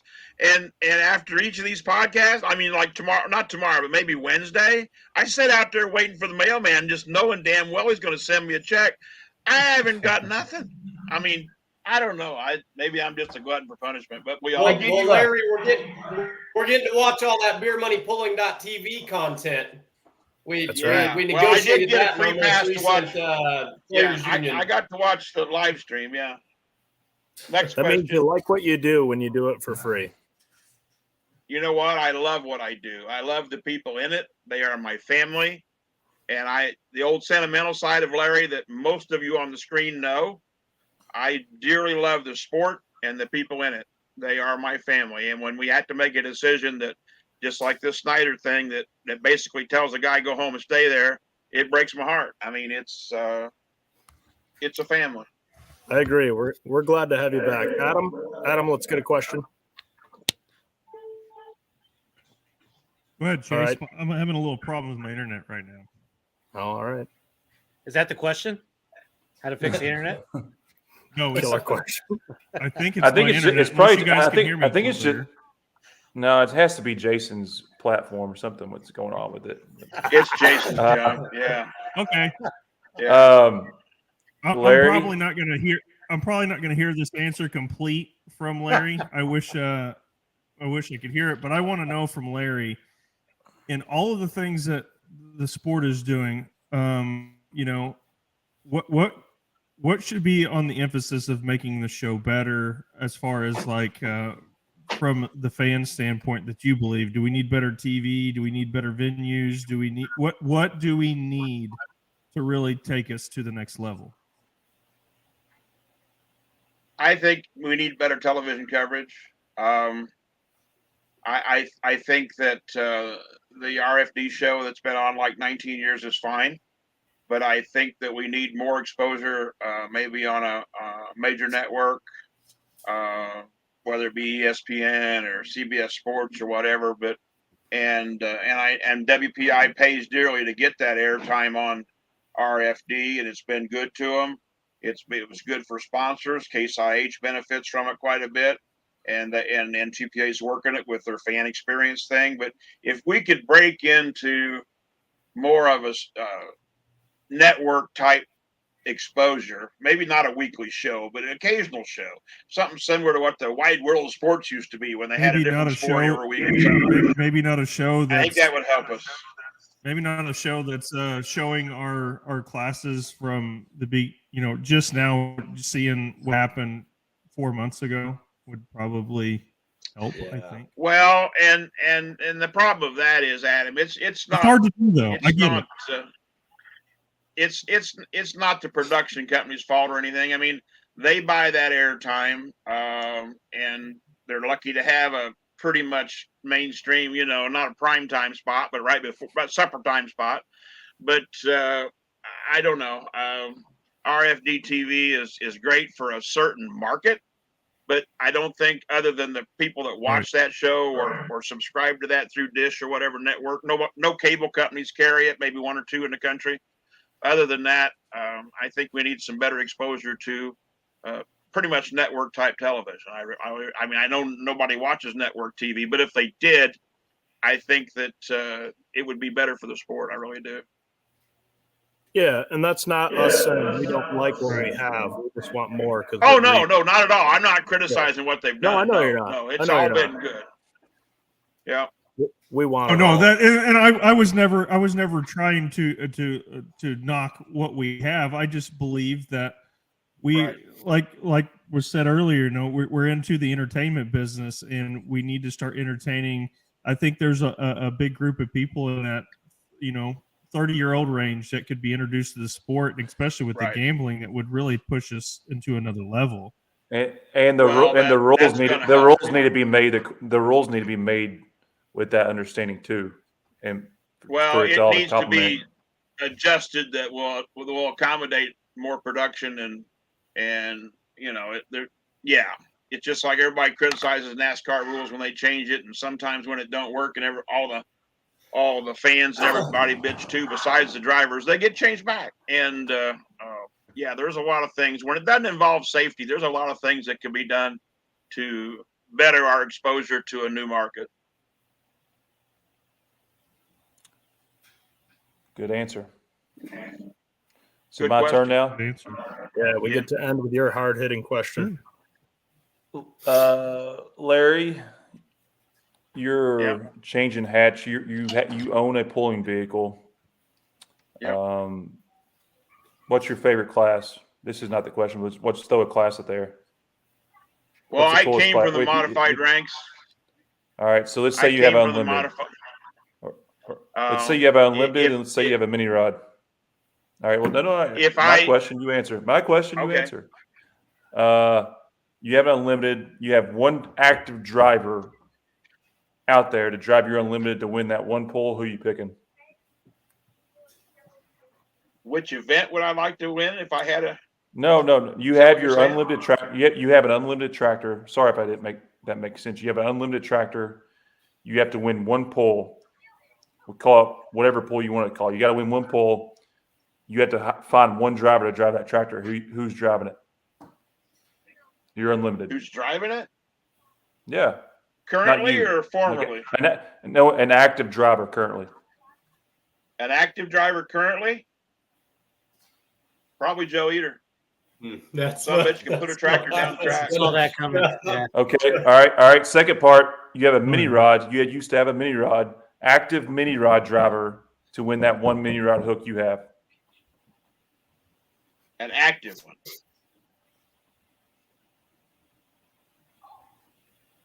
Remember, Boy, you can. that's tough Me and one, Tyler boys. do not get. You can. Remember, Tyler and I do not get offended. Just be careful with Adam. Well, Adam and I Okay. go back far enough that Adam's been so mad at me, and his dad has too, but we're still good friends. I mean, I still regret the call about the kill switch at Bowling Green, Adam, and the call about the header at Hutchison, and then Hey, that I don't forget that stuff, Adam. Oh, Well, it's true, I know you don't. and I know you don't. the I only know. thing was that I've Three-time never, champion unless it sounds was a lot better than two-time champion. as far as active mini rod driver today. To drive your tractor to win the one pull, your mini rod that you might own Well, hypothetically. You're gonna chuckle, but I have to say it's Jeff Hurt, because a little son of a bitch ain't scared of nothing. And, Hurt's a great pick. Jeff Hurt's and not that you guys are, but he's just a wild man enough to hang on and let it eat. I mean, so is Tyler, and so are you two. But seriously, Jeff Hurt, he can drive anything, and he ain't scared of nothing. And yeah, he slept on my couch one night. I'll never forget him for it. He did just win a championship, so I'd say it's a pretty good pick. multiple Oh, I champions. know. Well, and next weekend I'll be attending the banquet that he gets crowned as a super stock champion and a mini rod champion. But seriously, he ain't scared of shit. Boys. I was And he's coming for awesome that. to have. son of He's a bitch awesome at to have the in end that of the year. class. sorry? Jason told me I get a question. Oh, Oh, Yeah. sure. You do. Put his mic. Right. I ain't scared. Mods. All right. So you already called your class. I was going to ask that. So you're pulling an unlimited and whatever you want. We have an ESPN contract. We're on prime time. You're in front of 30,000 screaming fans. You go 375 feet. You take the win. Everybody's looking at you. You get out of the tractor. You have one thing to say. Prime time, 30,000 fans. What does Larry say? That was a friggin' awesome pass, probably. really? That's what you're going to give us? That's a freaking awesome pass. Is and Rick on there? most of you kind of know because you've heard me on the radio or whatever, but at times like that, and trust me, there's a difference between being a gracious winner and a gracious loser. And I think the people that are gracious winners become gracious losers because they don't criticize either way. And I really think that sometimes less is more. And in fact, if you could crawl off of there, I mean, I might give it a fist bump like Tyler did when Okay, he stood a it on fist hands bump in would be North good. Carolina and came back down. Throw Or a the Jeff Hurt helmet. fist bump. That's the signature. Yeah, but I mean, still, yeah. But, Larry, we have 1 million people watching. You're going to say that's an awesome pass? yeah, that was an awesome pass, guys. No, he said Either freaking that or awesome say pass. that was a hell of a ride. Yeah. Well, Larry, That's that's why you. I've got would one. still be shaking. I've got one because Larry and I, we like to look backwards sometimes. That's kind of where our niche overlaps a little bit. But I'm going to bring fullpull.us into this. So, all right, Larry, the year is 1986, and let's say that we're at Fort Recovery, I had hair Ohio, or then. Bowling Green, or whatever. The year's 1986, but for whatever reason, fullpull.us exists. And we're using live money and we're actually gambling. And you've got stupid money. You've got $5,000, $10,000. Here are your drivers you're picking from, and you're telling me which one you're picking to win, either the modified or the unlimited. I like We've this. got the Banner brothers. We've got Bill Ted Voorhees. Mingler. Bill Voorhees. In 1986? Yeah. Would he have been pulled? So we got Well, he might have still been on. He was on a pro super. stock. He was pro stock. He was pro stock. You're right. Larry, Michael's got his lineup. Let him do his lineup. In 80, We've got- 86. Okay, give me your lineup. I'll choose. Tim Engler, Banner Brothers, Gardner Stone, Bruce Hutcherson, and then we'll throw. I don't know who drove. Did you say Tim Engler? Yeah, I said Tim Engler, and then we'll throw another. I'll give you a wild card after that. Who are you betting? Who are you betting your $5,000 winner take all modified class for the heart of modified pulling in the 1980s? Tim Engler. Tim Engler. He took 1 year he won the 5, 7, and the 9 mod, all 3. And then they had the drawing at the banquet for who picked the right key to win the pickup truck. He pulled the right key for the pickup truck. He could not lose anything that year. Bastards He be won giving a- away Yeah. truck in the You want 80s. a pickup truck? What? What? What? And 1 year they had it had to be early 90s, well, mid 90s. They had a challenge thing. They bought an insurance policy, like a hole-in-one insurance policy, And if they won certain number of events or certain events, they would win a Chevrolet. I believe it was an S10 pickup at the time, and the Martin brothers won it. And they actually picked it up here in my shop because it was halfway between the dealership that provided it. But yeah, it was a hole-in-one in type insurance policy, and the Martin brothers won it. And everybody thought that Dave Banner had backed off enough so they could win Fort Recovery to ensure they got the pickup truck. And I can assure you, I don't think Dave Banner backed off any time at all. Did they actually have to? Yeah, Martin brothers won a pickup. Did they have to hit a hole in one? No, there was no balls involved. Well, the balls to drive it. Yeah. Oh, Waka, waka, waka. that's a testicle joke. Yeah, it was a testicle or a testament. Yeah. Oh, yeah. Awesome. Oh, Awesome. well. Chase, Adam, Tyler, you guys saved your voice for Wednesday night. Thanks for coming on tonight, guys. So Thanks for having Thanks us. for having us, Jason. We'll do it again anytime. Hey, thanks for having us. Jason. OJ, stick around for a bit, okay? Okay, you got me. Thanks, guys. It was fun. Thank you. Hey, Mike, ask Tyler one question quick. Oh, he's gone. Oh. We lost him. Tyler's gone. Okay. Now, in all seriousness, we need more of this. This is fun, promoting each other's podcasts and stuff like this, and steering some of the pulling audience is small enough. If you watch Let's Grow Pulling, you've heard of the No Practice podcast or vice versa. Let's admit it. So, Mike, what is one question that I wanted to get those guys going? I could kind of tell a couple of them wanted to wrap it up. But Mike, what is one question you would ask? Like, you're a super fan. Like Russ Dostal, my buddy from Nebraska, is a super fan. You're a super fan. You're a true historian of the sport. Like, what's it like for you to be on a podcast? I want this for OJ because OJ does produce the No Practice podcast, because this is something they need to bring the fan experience to, because to the No Practice podcast. What's it like to be on with Chase Richardson? Well, screw Chase. What's it like to be on Adam Kester and Tyler Slaw? I mean, some of the biggest names in pulling, and you're sharing a screen with them. Yet what's it like for you? So the whole trip tonight's, we're getting close to the summit experience of, or the summit of what my experience has been like so far. And I was texting you earlier and I was saying, hey, I might get busy tonight. And, I don't know what my calendar is going to look like. I don't really want to miss anything, but I might be busy. And then I pulled up to double check what our lineup for tonight was. And I was like, oh, I'm going to be online tonight. Like that is for sure. You are around when you are having conversations with, and that's what's cool about a podcast. As a listener, especially if you can type in comments, you feel like you're having a conversation with. So everyone who's out there listening to us tonight, or, I know when I've listened before, it feels very personable.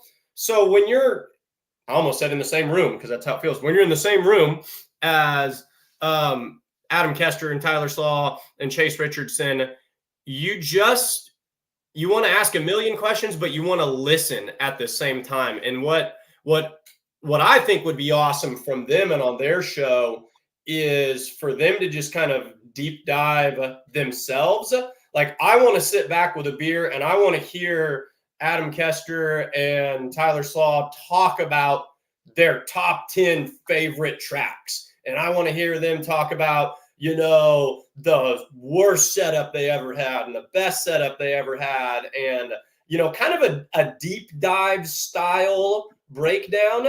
And then as a fan, when you're getting that kind of content and as a person, and you're hearing it from someone that's in a setting where it feels like it's, you're just hanging out with your buddy, but you're almost, it'd be the equivalent of a big sports fan sitting down with like, oh yeah, hey, we're going to have, Steph Curry on tonight, or I don't know, whatever they do in Iowa Hawkeye football. We're going to have their defensive coordinator or something on tonight, and you get to personally interact with them. That's what makes it really special.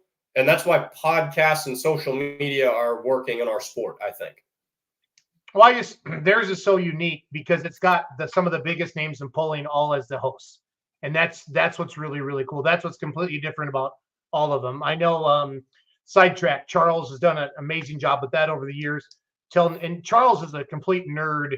Like, he wants to tell a story with the pitcher. So for him to get on and talk about stuff is fun. And then Big Rye's been jumping on there with him, and Cody, and then Shane and Wyatt started up the Motorsports Almanac. And last week they had their first big time guests on there. We had our TPC announcement. We didn't know they collided, but as soon as we wrapped up, we were telling people to go check out. They had Johnny Evans and Larry Roberts and Tim Howell on. And I would tell anybody, it's easy now to start these podcasts. The technology's there, especially for the younger kids to jump on and do it. And it doesn't cost a ton of money. And honestly, there's some free stuff out there you to get going on. And I'm buying microphones now. I'm stepping up the level. Mike and Larry, OJ, I got to get them. I'm pretty loud. I'm pretty loud with that one, Jason. No, we got to get rid of that echo. I want it to be professional. So it's all good. Are you having trouble hearing me speak sometimes there? Are you, Jason? Nope. I just after hearing Tyler and Adam's beautiful voice whisper into that mic, It's crystal, isn't it? I mean, it's crystal. It's good equipment. No, but like the No Practice podcast is making me be better. It's making me think about guests and different things. But again, we do have a different format. I mean, we have to cater to our promoter. We have to cater to our promoter because that's what's driven me this whole time. And so sometimes that's why I'm glad that the No Practice podcast is coming in because they're talking about some of the different things and different things like that. I'm excited for it. I'm excited to see all the different podcasts do it. I hope we get the East. I help the West Coast guys get their podcast started. They go every other Wednesday night. We do the Badger State show. We started the Outlaw show first. We started Outlaw a couple years ago. It's important, and you to be like when Ron and I walk through the Iowa State Fair together, the amount of people that come up to us say we watch you guys every Tuesday night, and it's fun. And Larry's one of the biggest names in pulling, without a doubt. And Larry's old, and some old people don't like technology. But even Larry's old friends are saying, "Hey, I saw you. I watch you on Monday night." Oh yeah. So. Oh yeah, a lot of them are. I was amazed at the age group at this Mid-South banquet I just attended that was coming up and say, "Hey, we love the show on Monday nights, and we like some of the comments and the content." I was amazed at the age group. It wasn't all the 30 and 40-year-olds. There was some in the 60-year-old category, and I've always been a gadget hound, and no, I don't have the best gadget, but I am shy, so that helps me. I do need a bigger logo for my new hat behind me on my piece of barn metal. But I mean, it's like, well, you guys know me well enough. When you talk to Larry, it's just Larry, and that's pretty much the only thing I got going for me is it's just raw Larry, and it works well for me, and I've had a lot of success with it. And I've been very blessed. That's kind of why we end up going 2 hours most of the time. That first hour is kind of the scripted stuff, and this back hour typically we used to call it beer money after dark. I mean, we used to do goofy shit all the time, and where we like. Yeah, well, it's dark here at 5 p.m. now. My God. Yeah, but it's all good. It is all good. But OJ, I just want you to hear that. As somebody who really doesn't know a ton about pulling, coming in and working with Full Pull and getting exposed to the sport, I think it's good for you to hear this stuff. It's good for you to go to the events like you were in California and talk to everybody and listen to them. It's a lot of fun. Yeah, I mean, I love seeing it. I mean, Jason, I'm not trying to build your ego too much, but coast to coast, people know who you are. They know Beer Money Pulling Team, and I think that's phenomenal. You know, I mean, that's incredibly cool. You should take a lot of pride in that. And you know, I've been around the sport because it's in the family, but I've never really been into the sport until this past year. And the sport is just, it really is. It's a hidden gem. There's a lot of just there's so much there's so much to brag about the sport and how cool it is. And there's also a lot of things that need to be improved. And it's very, it's very what do you call it, like segregated, if you will. There's a lot of different leagues going on. There's a lot of different characters. Tons of pools stacked on top of each other. But at the end of the day, like the more, Jason, we talked about this last weekend. The more content like this we put out there, the better it is. I hope that people that are already in the sport that are spreading content and doing what they can. Like, there's no competition. It's all of us trying to elevate the sport together. Yep. And it's going to take, what is it? High tide, lifts all ships. It's sort of that same mentality. Like, it's going to take all of us to lift the sport. We all got to work on this together.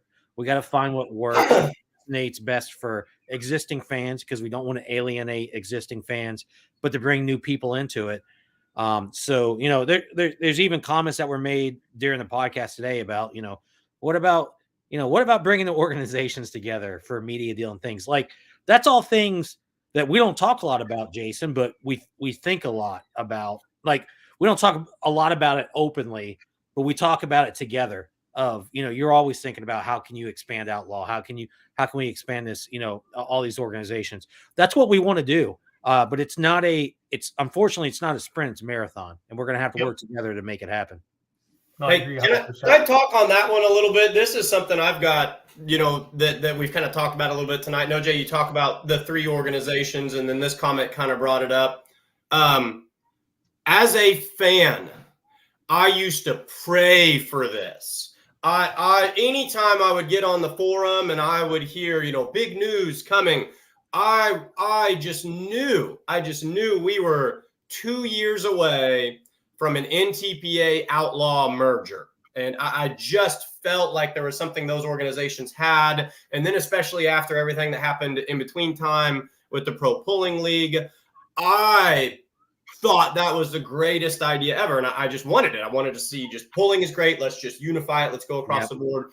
And then as I've started doing pulling media, and I've been fortunate enough to do some announcing and just kind of be a part of this, my opinion on that has flipped, but not in any negative way whatsoever. What I have seen is that 3 organizations, there's much less competing between them. It's much less like, oh, we're doing this and we're going to try to be here. And it's much more by having 3, you can divide and conquer your market for fans. Fair. And I really, really like that. Yep. And so I'm almost afraid. And now that all 3 are doing, a top tier job, if you went to one mega organization, you'd be running, if you want to talk about the 3, you'd be running pulls from South Dakota to Florida, essentially. And by having 3, and I think the 3 of them each have kind of found, I call it Big 10 country and Big 12 country for you old school, and like the old Big 12 and the old Big 10. And I always feel like NTPA is like the heart of the Big 10, like, Ohio, Indiana, Michigan, and then Outlaw, like, grab the Big 12 with like Western Missouri, Iowa State, like Ames and over, Nebraska, Kansas, Oklahoma, Texas. And then PPL kind of, PPL, I was kind of thinking Illinois. So it kind of blends in the middle right there. I think by having those 3 and allowing them to focus on their I don't want to say their area, because I don't want to make it sound like a turf war. But by having 3, you're ensuring that the seed gets sown. And I'm seeing a lot more crossover. When I was announcing at Wisner this year and Bobby Jones showed up at Wisner, I was like, oh, that's really cool. And we're seeing the 4-wheel drive truck guys. We saw the Skeltons that pulled a long time in one organization. Now they've kind of pulled in another organization. And just as pulls become more destination pulls, you're seeing people say, yeah, we hook PPL for points, but this is a really good pull and we're going to go to it regardless of the organization. And so by having 3, the fans get to see all that. I not saying good, bad, the other. I am just saying I used to pray for a merger. Now I really, really respect all 3 for what they are. Hello, Larry. The rules are a lot closer than anybody would ever dream. The parallels, some of the rules I'm having to learn for PPL rule book that I'm getting ready to help with, the rules are essentially the same. They may be called something different or have a different focus, but the fact that there's 3 sanctioning bodies, there's enough pulls for everybody. And somebody says, well, years ago, nobody had that many events. Years ago, there wasn't 100 sleds in the country. Now, in the last 10 years, we've increased the number of sleds in the country by almost double the last 15 years, especially. So with more sleds, you have more access to more events and the prices get more competitive. But I mean, each group, and like me going to work with PPL now, 99% of the faces I'm going to see, 99% of the people I already work with because they came to Toma, they came to Bowling Green, they maybe got invited to Chapel Hill from other organizations. And there's a few groups in the country that don't really need to sanction with any sanctioning body. They do because they're either loyal to it or the insurance availability and the coverages. But I mean, the Tomas, the Chapel Hills, the Bowling Greens, those type of events don't need to really be affiliated with any one sanctioning body. They can have a standalone event if they felt comfortable with the insurance they could buy, which is a key factor in a lot of cases. They don't need it. They're like the Indy 500. I mean, everybody knows Toma. Everybody knows Bowling Green. You only have to say one word. I mean, you don't have to say, Bowling Green, Ohio, Toma, Wisconsin. I mean, it's that way. And when Jason was down there at Diesels and Dark Corners or whatever, I'd heard of the event, but I got to watch the live stream, and he needed better microphones, and they finally got him figured out down there because my job was to critique it, and I'm critical as hell. Anyway, I mean, some of these events as they build, they'll go to a different sanctioning body, and maybe they'll pick. But there's a lot of events. And there's plenty of events for everybody. And the 3 organizations, really, I think they enhance each other. Yeah, it's that my 2 cents, because you all know this much more than I have. Make no mistake, I don't know what I don't know. But Michael's analogy of conferences is probably the best I've heard. And part of that is because, strategically, conferences exist in college sports because of geography. And if you look, pooling's expensive. There's not big purses right now, and geography is important. So I love that. You're right. Like there's plenty to go around. The fact that there's sort of a market sort of, positioning to these organizations makes sense. To your point, Larry, I think it would be really cool. This is probably a whole nother show later on, but, have the organizations do what they do, but then find a way to let the top of the top come together and compete against each other. And then you're on to something really, really cool there. Well, that's the National Farm Machinery Show. Exactly. I'd like to see more of it. I'd like to see more of it. Maybe 3, but maybe 3 to 5 events, but that's what that is. Mm-hmm. Yep. Well, there was a time years ago when they actually tried an event in Oklahoma. And we're talking 30 years ago, and the people were invited from NTPA, from Outlaws, and I think at that time it might have even been ATPA if it existed at all. It might have been the TNT, might have been the TNT circuit, the old TNT circuit that was Redman. Nevertheless, they tried that, and a lot of them didn't want to travel that far. But if you had 2 or 3 of them, like you're saying, OJ, it's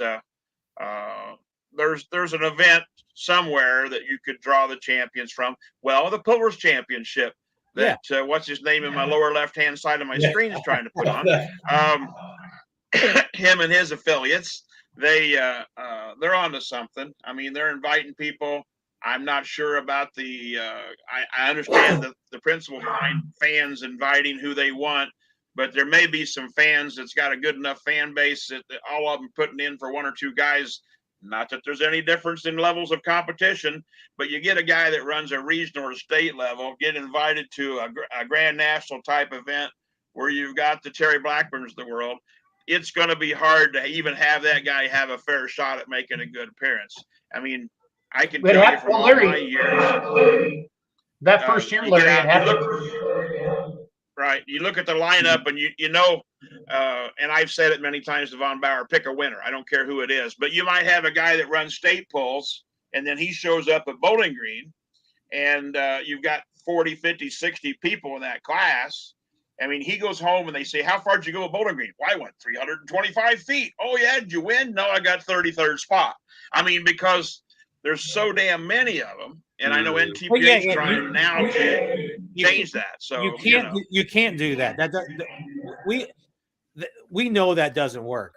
But these invitationals at the top of the top, they will work if you make sure you cater to the pullers, you get the purse right, and you get the timing right, it will work. We know it works. We've seen it work. Yeah. Yeah. Well, and you could throw Mac Trainer Winter Nationals in there too. I think they probably fall. The truck show pull. It's a premier event. I compare NHRA and IHRA to what pulling organizations are. I mean, there's guys that have been Grand National or whatever the level is, champion of an IHRA show, drag racing, that might come to an NHRA show or two, but not enough to qualify for the Nationals at Labor Day weekend here in Indianapolis. I mean, it's like anything else. There's different levels. There's guys that run dirt track every Friday night at home. And if they get to go to an Outlaws event or something, get invited or whatever.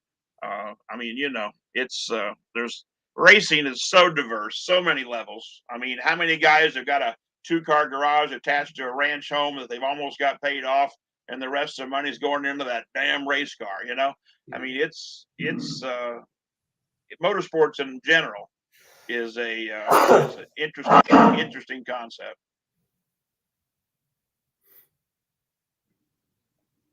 Without Jason, a doubt. you're No, on mute again. am I going back? You're sure breaking up a lot. Are you guys, is he cutting out on you guys too? Yeah. It's just Jason, I think, though. Yeah. The night you order new microphones is the night your computer goes. You maybe want to order yourself one, man. Thank God Chase isn't here to give him crap. Yeah.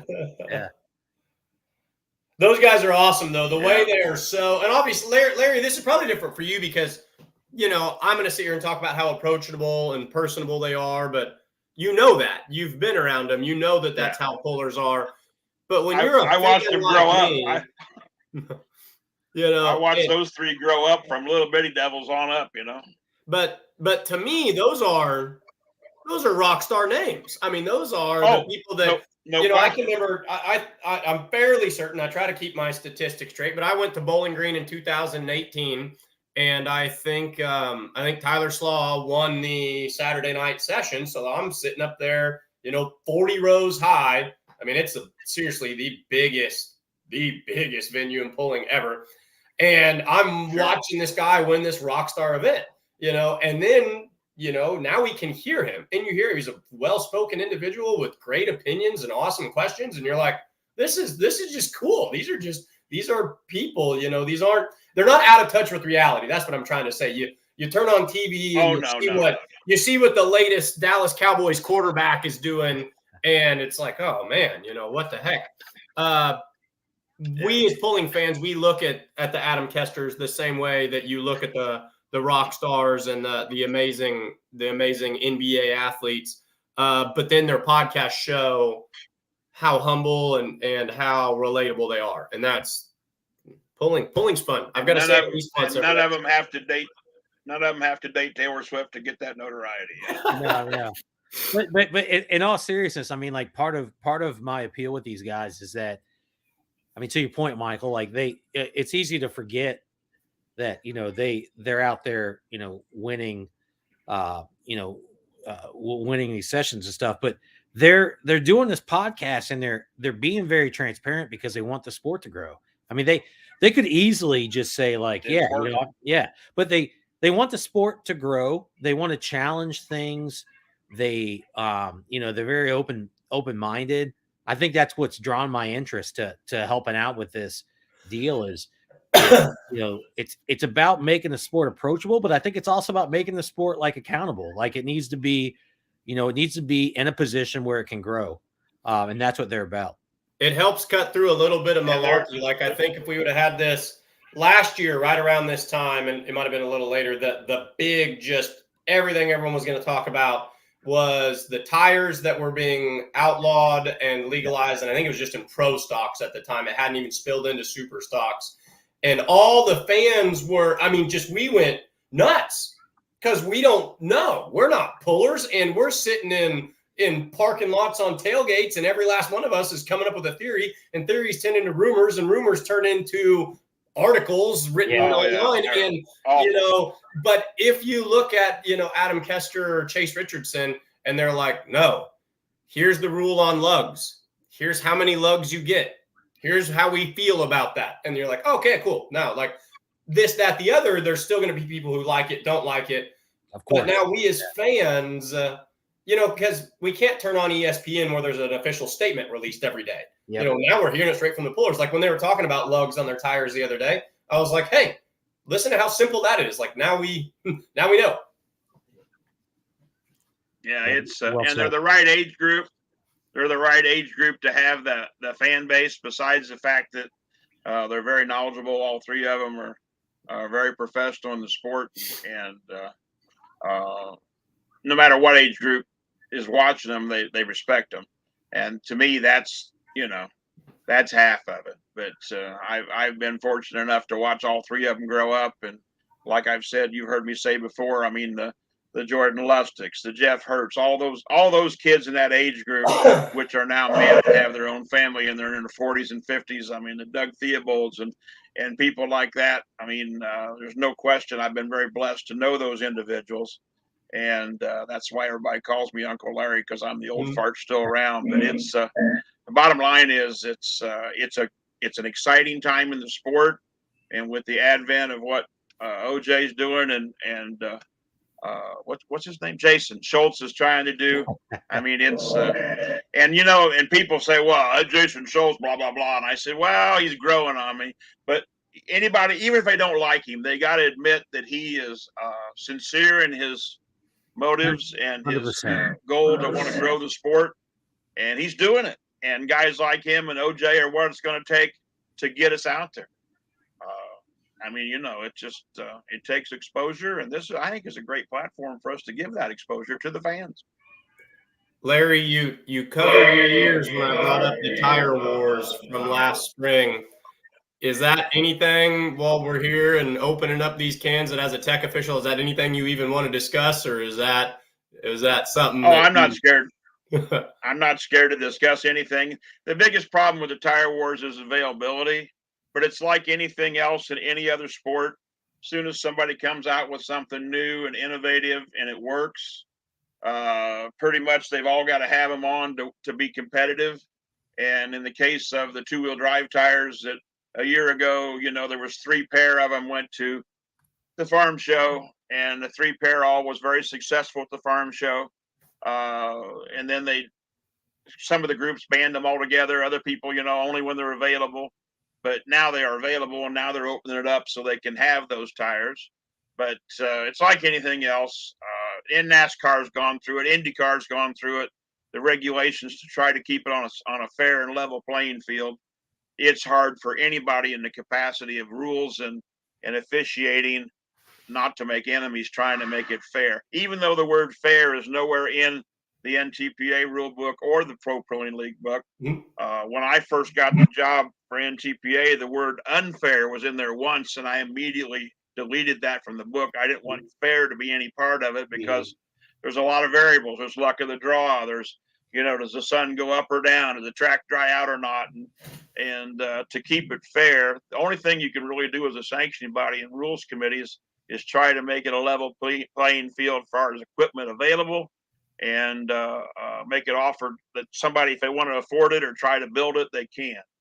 And that was the whole tire thing. And there for a while, it was a lot of keyboard pullers with a lot of opinions that honestly didn't even understand what was going on. So you brought up a good point, and now I'm echoing too. You said once a new bit of technology comes out, it very quickly becomes that if you don't have it, you're no longer competitive. And then the ones that don't have it kind of get left in the wings. And a lot of times those new pieces of technology are very expensive. And so I think sometimes that leads to rules being made. You hear people like maybe a lot of representatives or a lot of pullers go to their class representative and they say, hey, we're only competitive if we have X product on our vehicle. Those three most well-funded teams at the top, they have it. The rest of us can't compete. Let's consider making a rule change. But the fans are sitting out here saying, we always want two things. Fans want to see the newest, biggest, baddest, farthest. We want to see it performed at the highest level it can be performed. But at the same time, we want to see a competitive class, So when you're making these rule changes as a tech official or as a representative or as just a member of a pulling organization, how much of that goes into, we need to do what's best for the 75% of pullers and maybe outlaw this product, or we see that the fans really, really like it. We need to keep this product. I've asked this question before. It's a weird question. Is pulling for the drivers or is it for the fans? It's not weird. The rules mostly are designed first and foremost in any sanctioning body for safety and insurability. Sure. You got to have insurability, and but the fans enter into it. I hate to say it, but lastly, of consideration of rules. Mm-hmm.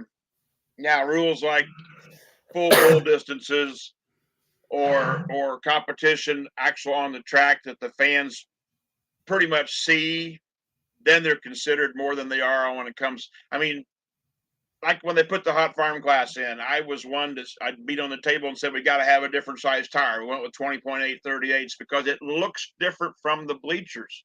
I mean, but the uneducated fan, not one as educated as you are, is watching like you do, Michael, which is probably 60% of our fans really know their specialty classes. Yeah, I think so too. I mean, you see a super farm, you see a limited pro 4.1, you see a 5.0 pro farm or pro stock, you see a heavy duty pro stock. They're all the same tire.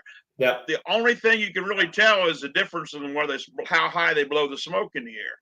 And if you're not an educated fan or don't know these vehicles, as far as it's concerned, they might have pulled the same class all night. They don't know. So I don't know. But Brittany Green said a minute ago that smaller groups feed the other organizations, and she's right. Yeah. She runs a group of four-wheel drive trucks, which are very beneficial to feeding the other ones. And I announced one or two of her shows this summer, and the Fleece and people like that run PPL and run NTPA, they came to support the event. But I mean, there's smaller groups out there, state level clubs, and I hate to use the word brush pulling clubs, but Brittany's is not a brush pulling club. But I mean, those level pulls are needed to help feed the bigger organizations, because those guys get started and they say, well, hell, we can run with Paul Holman and Jim Holman. We'll take our four-wheel drive and go play, that's what it takes to keep the sport having participants. And if you look at the pullers age groups, other than a few of the young bucks like on our No Practice podcast, there's nobody coming up the ranks that didn't have some involvement either through a parental person or whatever. I mean, there's very few young guys just starting fresh and doing it. But in the truck classes, the diesel classes especially, there's a lot of young guys out there playing. I mean, it comes from the rolling coal with the stoplight and, stuff like that. But the diesel trucks, some people don't enjoy. They are building the sport, and those classes eventually will become, and they already have with the Hazleys and stuff like that. They're building the Grand National level competitors. But like Brittany said again, it's more affordable for the smaller events to have an event when they've only got one or two classes. I mean, you get an NTPA show or PPL show, they've got minimum number of classes you have to sanction, which makes sense because they're operating at a higher level of expense. But no, there's, like I said earlier, there's enough events and enough pulls for 3 or 4 sanctioning bodies, let alone the smaller ones that help feed it. I think you can go the other way with regional national pulls or state level pulls. Think of how many Region 2 modified pullers there are that are big time veterans who have maybe basically said, hey, we don't need to haul the doggone thing to New York and Nebraska and Texas every weekend. Right. Let's hang out in Southern Ohio. And it gives them a place to pull and still put on great shows. When you look at Todd and Terry Feist and the Bargy family and Danny Dean, or I think I'm saying that right, with the Plumber's Nightmare, it not only is a way to build up, but it's also a place where you're like, hey, you know what? I still want to pull, but I don't want to pull the toter. I was interviewing Jason Wayman last weekend, and he's a younger guy like me, and he said, "Oh, dude, I'll drive the toter to California to Maine if I have to. If I can find a pull, I'm pulling." Right. But I imagine, as time goes on, maybe you don't want to do that. So you pull state level or you pull regional, national, and so something that affected how far they drove was pandemic and fuel prices. Sure. That's when a lot of people chose a perimeter from home. How many miles they were going to drive? I mean, Don Dean will go anywhere, anytime for a pull, but that's pretty much, he's retired and that's what he does. Do you have any idea how old Don Dean is? Somebody asked me the other day and I looked it up. Take a wild guess how old Don Dean is that doesn't act. I don't know that I could recognize him to guess, but I'll tell you this. I've seen his toter and his hauler. So I can almost make it. Have you seen what he hauls the Plumber's Nightmare around with the blue school bus and the flatbed? It's reflective. Yeah, I'm pretty familiar with it. Yeah, Don and I go way back. His German Shepherd is a rich wine. He's building a new school bus, by the way. His toter is anything you would have seen at any truck and tractor pull in about 1983, if I were to guess. So if I built his age around there somewhere. I had a couple school buses. I hauled mine in. Yeah, that was the school bus with the flatbed on the second half. But Larry, there's cool toters, and then there's a pop up on a gooseneck cool, and that is without a doubt the coolest toter I have ever seen. Did you see the picture of mine with the pop up on the gooseneck? That's what I'm talking about. That is.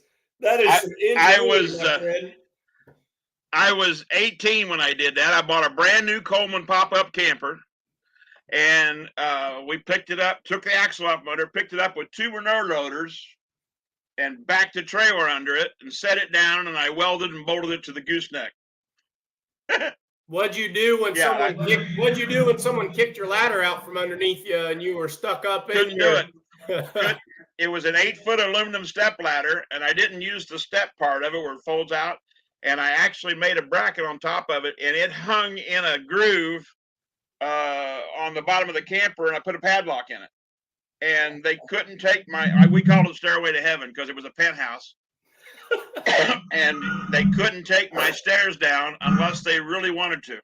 Now, did you come up with by that time I'd have heard it rattle and woke up, and like I say, there's always a gut or two around. Anyway, but no, they never messed with it because they knew that I had it secured with a padlock. But the one bed would go out over the front engine, and the other bed went out over the truck, and it really looked goofy when you unhooked the truck to go to town, and there hangs in the air. But yeah, there was 2 or 3 of those around, but I have to admit I was probably one of the first ones to buy a brand new pop-up camper, an 8-footer, and put it up in there. EJ Potter spent 2 winters in Florida with me in that, camped in there.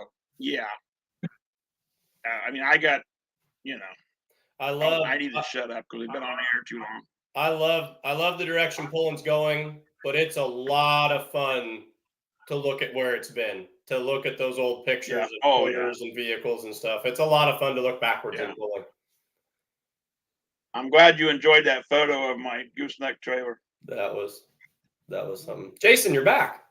Yeah, I don't know. My mic's better not. But you guys are having a good conversation, and it's all good. So I talked a lot this weekend, so it's all good. It's all good. So I just want to say thank you. I talk too much.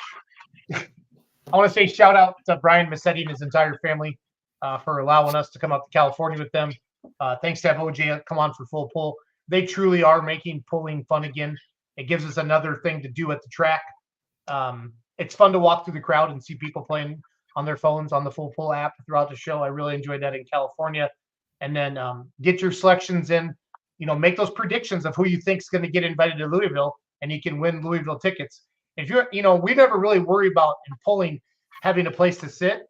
Louisville is one of the places that you actually have to worry about having a place to sit.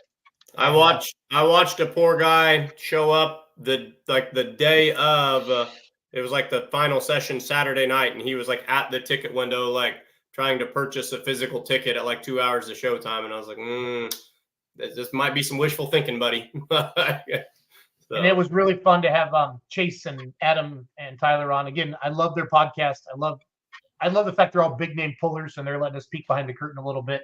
And they're having some fun with some segments too and stuff like that. And it's been fun having you on, Larry and Mike, and Matt was going to jump on tonight, and then Doug usually gets on. It's fun to have a different, I guess, panel, different opinions, different voices. And I want people on here like you guys. I talk too much. No. I don't want people sitting there just looking at the camera, because that's not what people come to do. I'm like you, Larry. I talk too much, but I don't feel bad about it. Nope. That's just how I am. Well, as soon as I get done, I say, "Oh man, Larry, why don't you shut up earlier?" But at the same time, all this experience and knowledge is in my brain. More experience than knowledge. I should have said knowledge.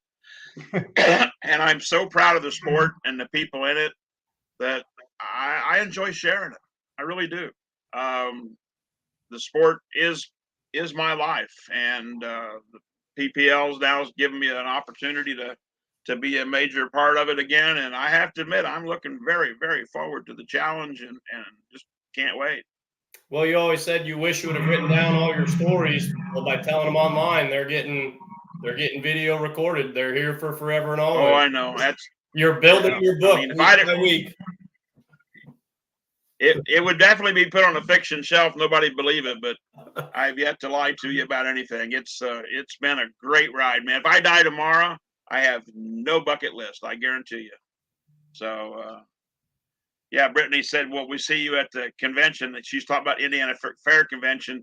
Yes, you will, but I will be in the Hoosier State booth, and I will not be wearing any PPL apparel, because my lifelong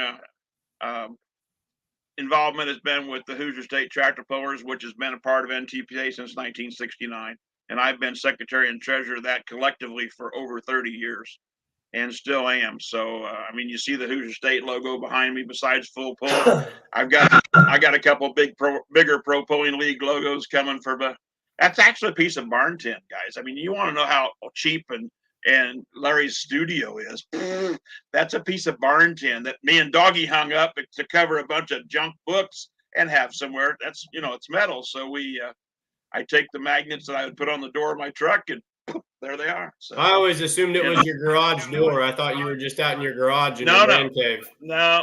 Well, today you can see the fact it's got a copier and some books and stuff under it, but no, this is just a little old shop, little old metal building in the back of. I walk about 75 yards to work every morning. So me and the dog. So you don't have to carpool. But I've enjoyed being a part of the show, guys. Nope. Thank you, Larry. Thank you. No, thank you. Mike, thank you. So I'm just happy we're to be here, we're working on an Esden Lane, like live from the shop show. We're trying to get that set up. Cool. I'll let you guys know. And then cool. But Larry, this is the time of the year that I know I don't pay you enough, but you and Mike start lining up some guests. Doug's in charge of all that, but if Larry, if you can get us a Tim Engler or something like that, that'd be awesome. I'm going to work on it. I'm going to work on it after the PRI show.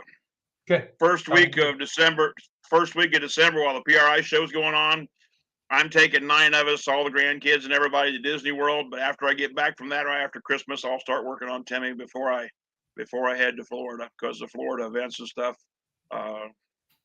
But I'll work on Tim. He'll have to probably have his daughter helping with the technology. I don't know, but I do know that I'll work on it. If anybody can get him on the air, it'll probably be me, because Tim and I go way back. Way back. We were teenagers. So for sure. But no, I've enjoyed being part of this podcast, and I need to shut the hell up. Hell, it's 11:27 at my house, guys. Jason's still on California time. Yeah. Larry, get on the Google, find your microphone that will work with your computer. Send it to me on Messenger. I'll get it bought and sent your way. Mike, do the same thing. So, Sounds Well, seriously. I'm pretty sure my computer will accommodate anything you send me. I don't know. Well, no, just look it up because some of you will need a USB one or whatever. Just make sure. So, Okay. you send me the link on Amazon or B&H Photo or wherever you find it. Send me the link in Messenger and your home address, and we're gonna do this. We're gonna keep up. We're gonna do a show. We're all just gonna talk in our mics like Chase does the whole time. Put our headphones on and stuff. So. Well, somebody may have to help me get rid of all that light, but maybe I can have the dog just set up there by the top of the light and block it. I don't know. Awesome. Thank you for watching, everybody. Tonight, we appreciate your patronage every Monday night. We appreciate your opinions, whether we agree with them or not. That's what makes it fun. That's what makes it fun. So, have a great night, everybody. Thanks for watching. See you guys.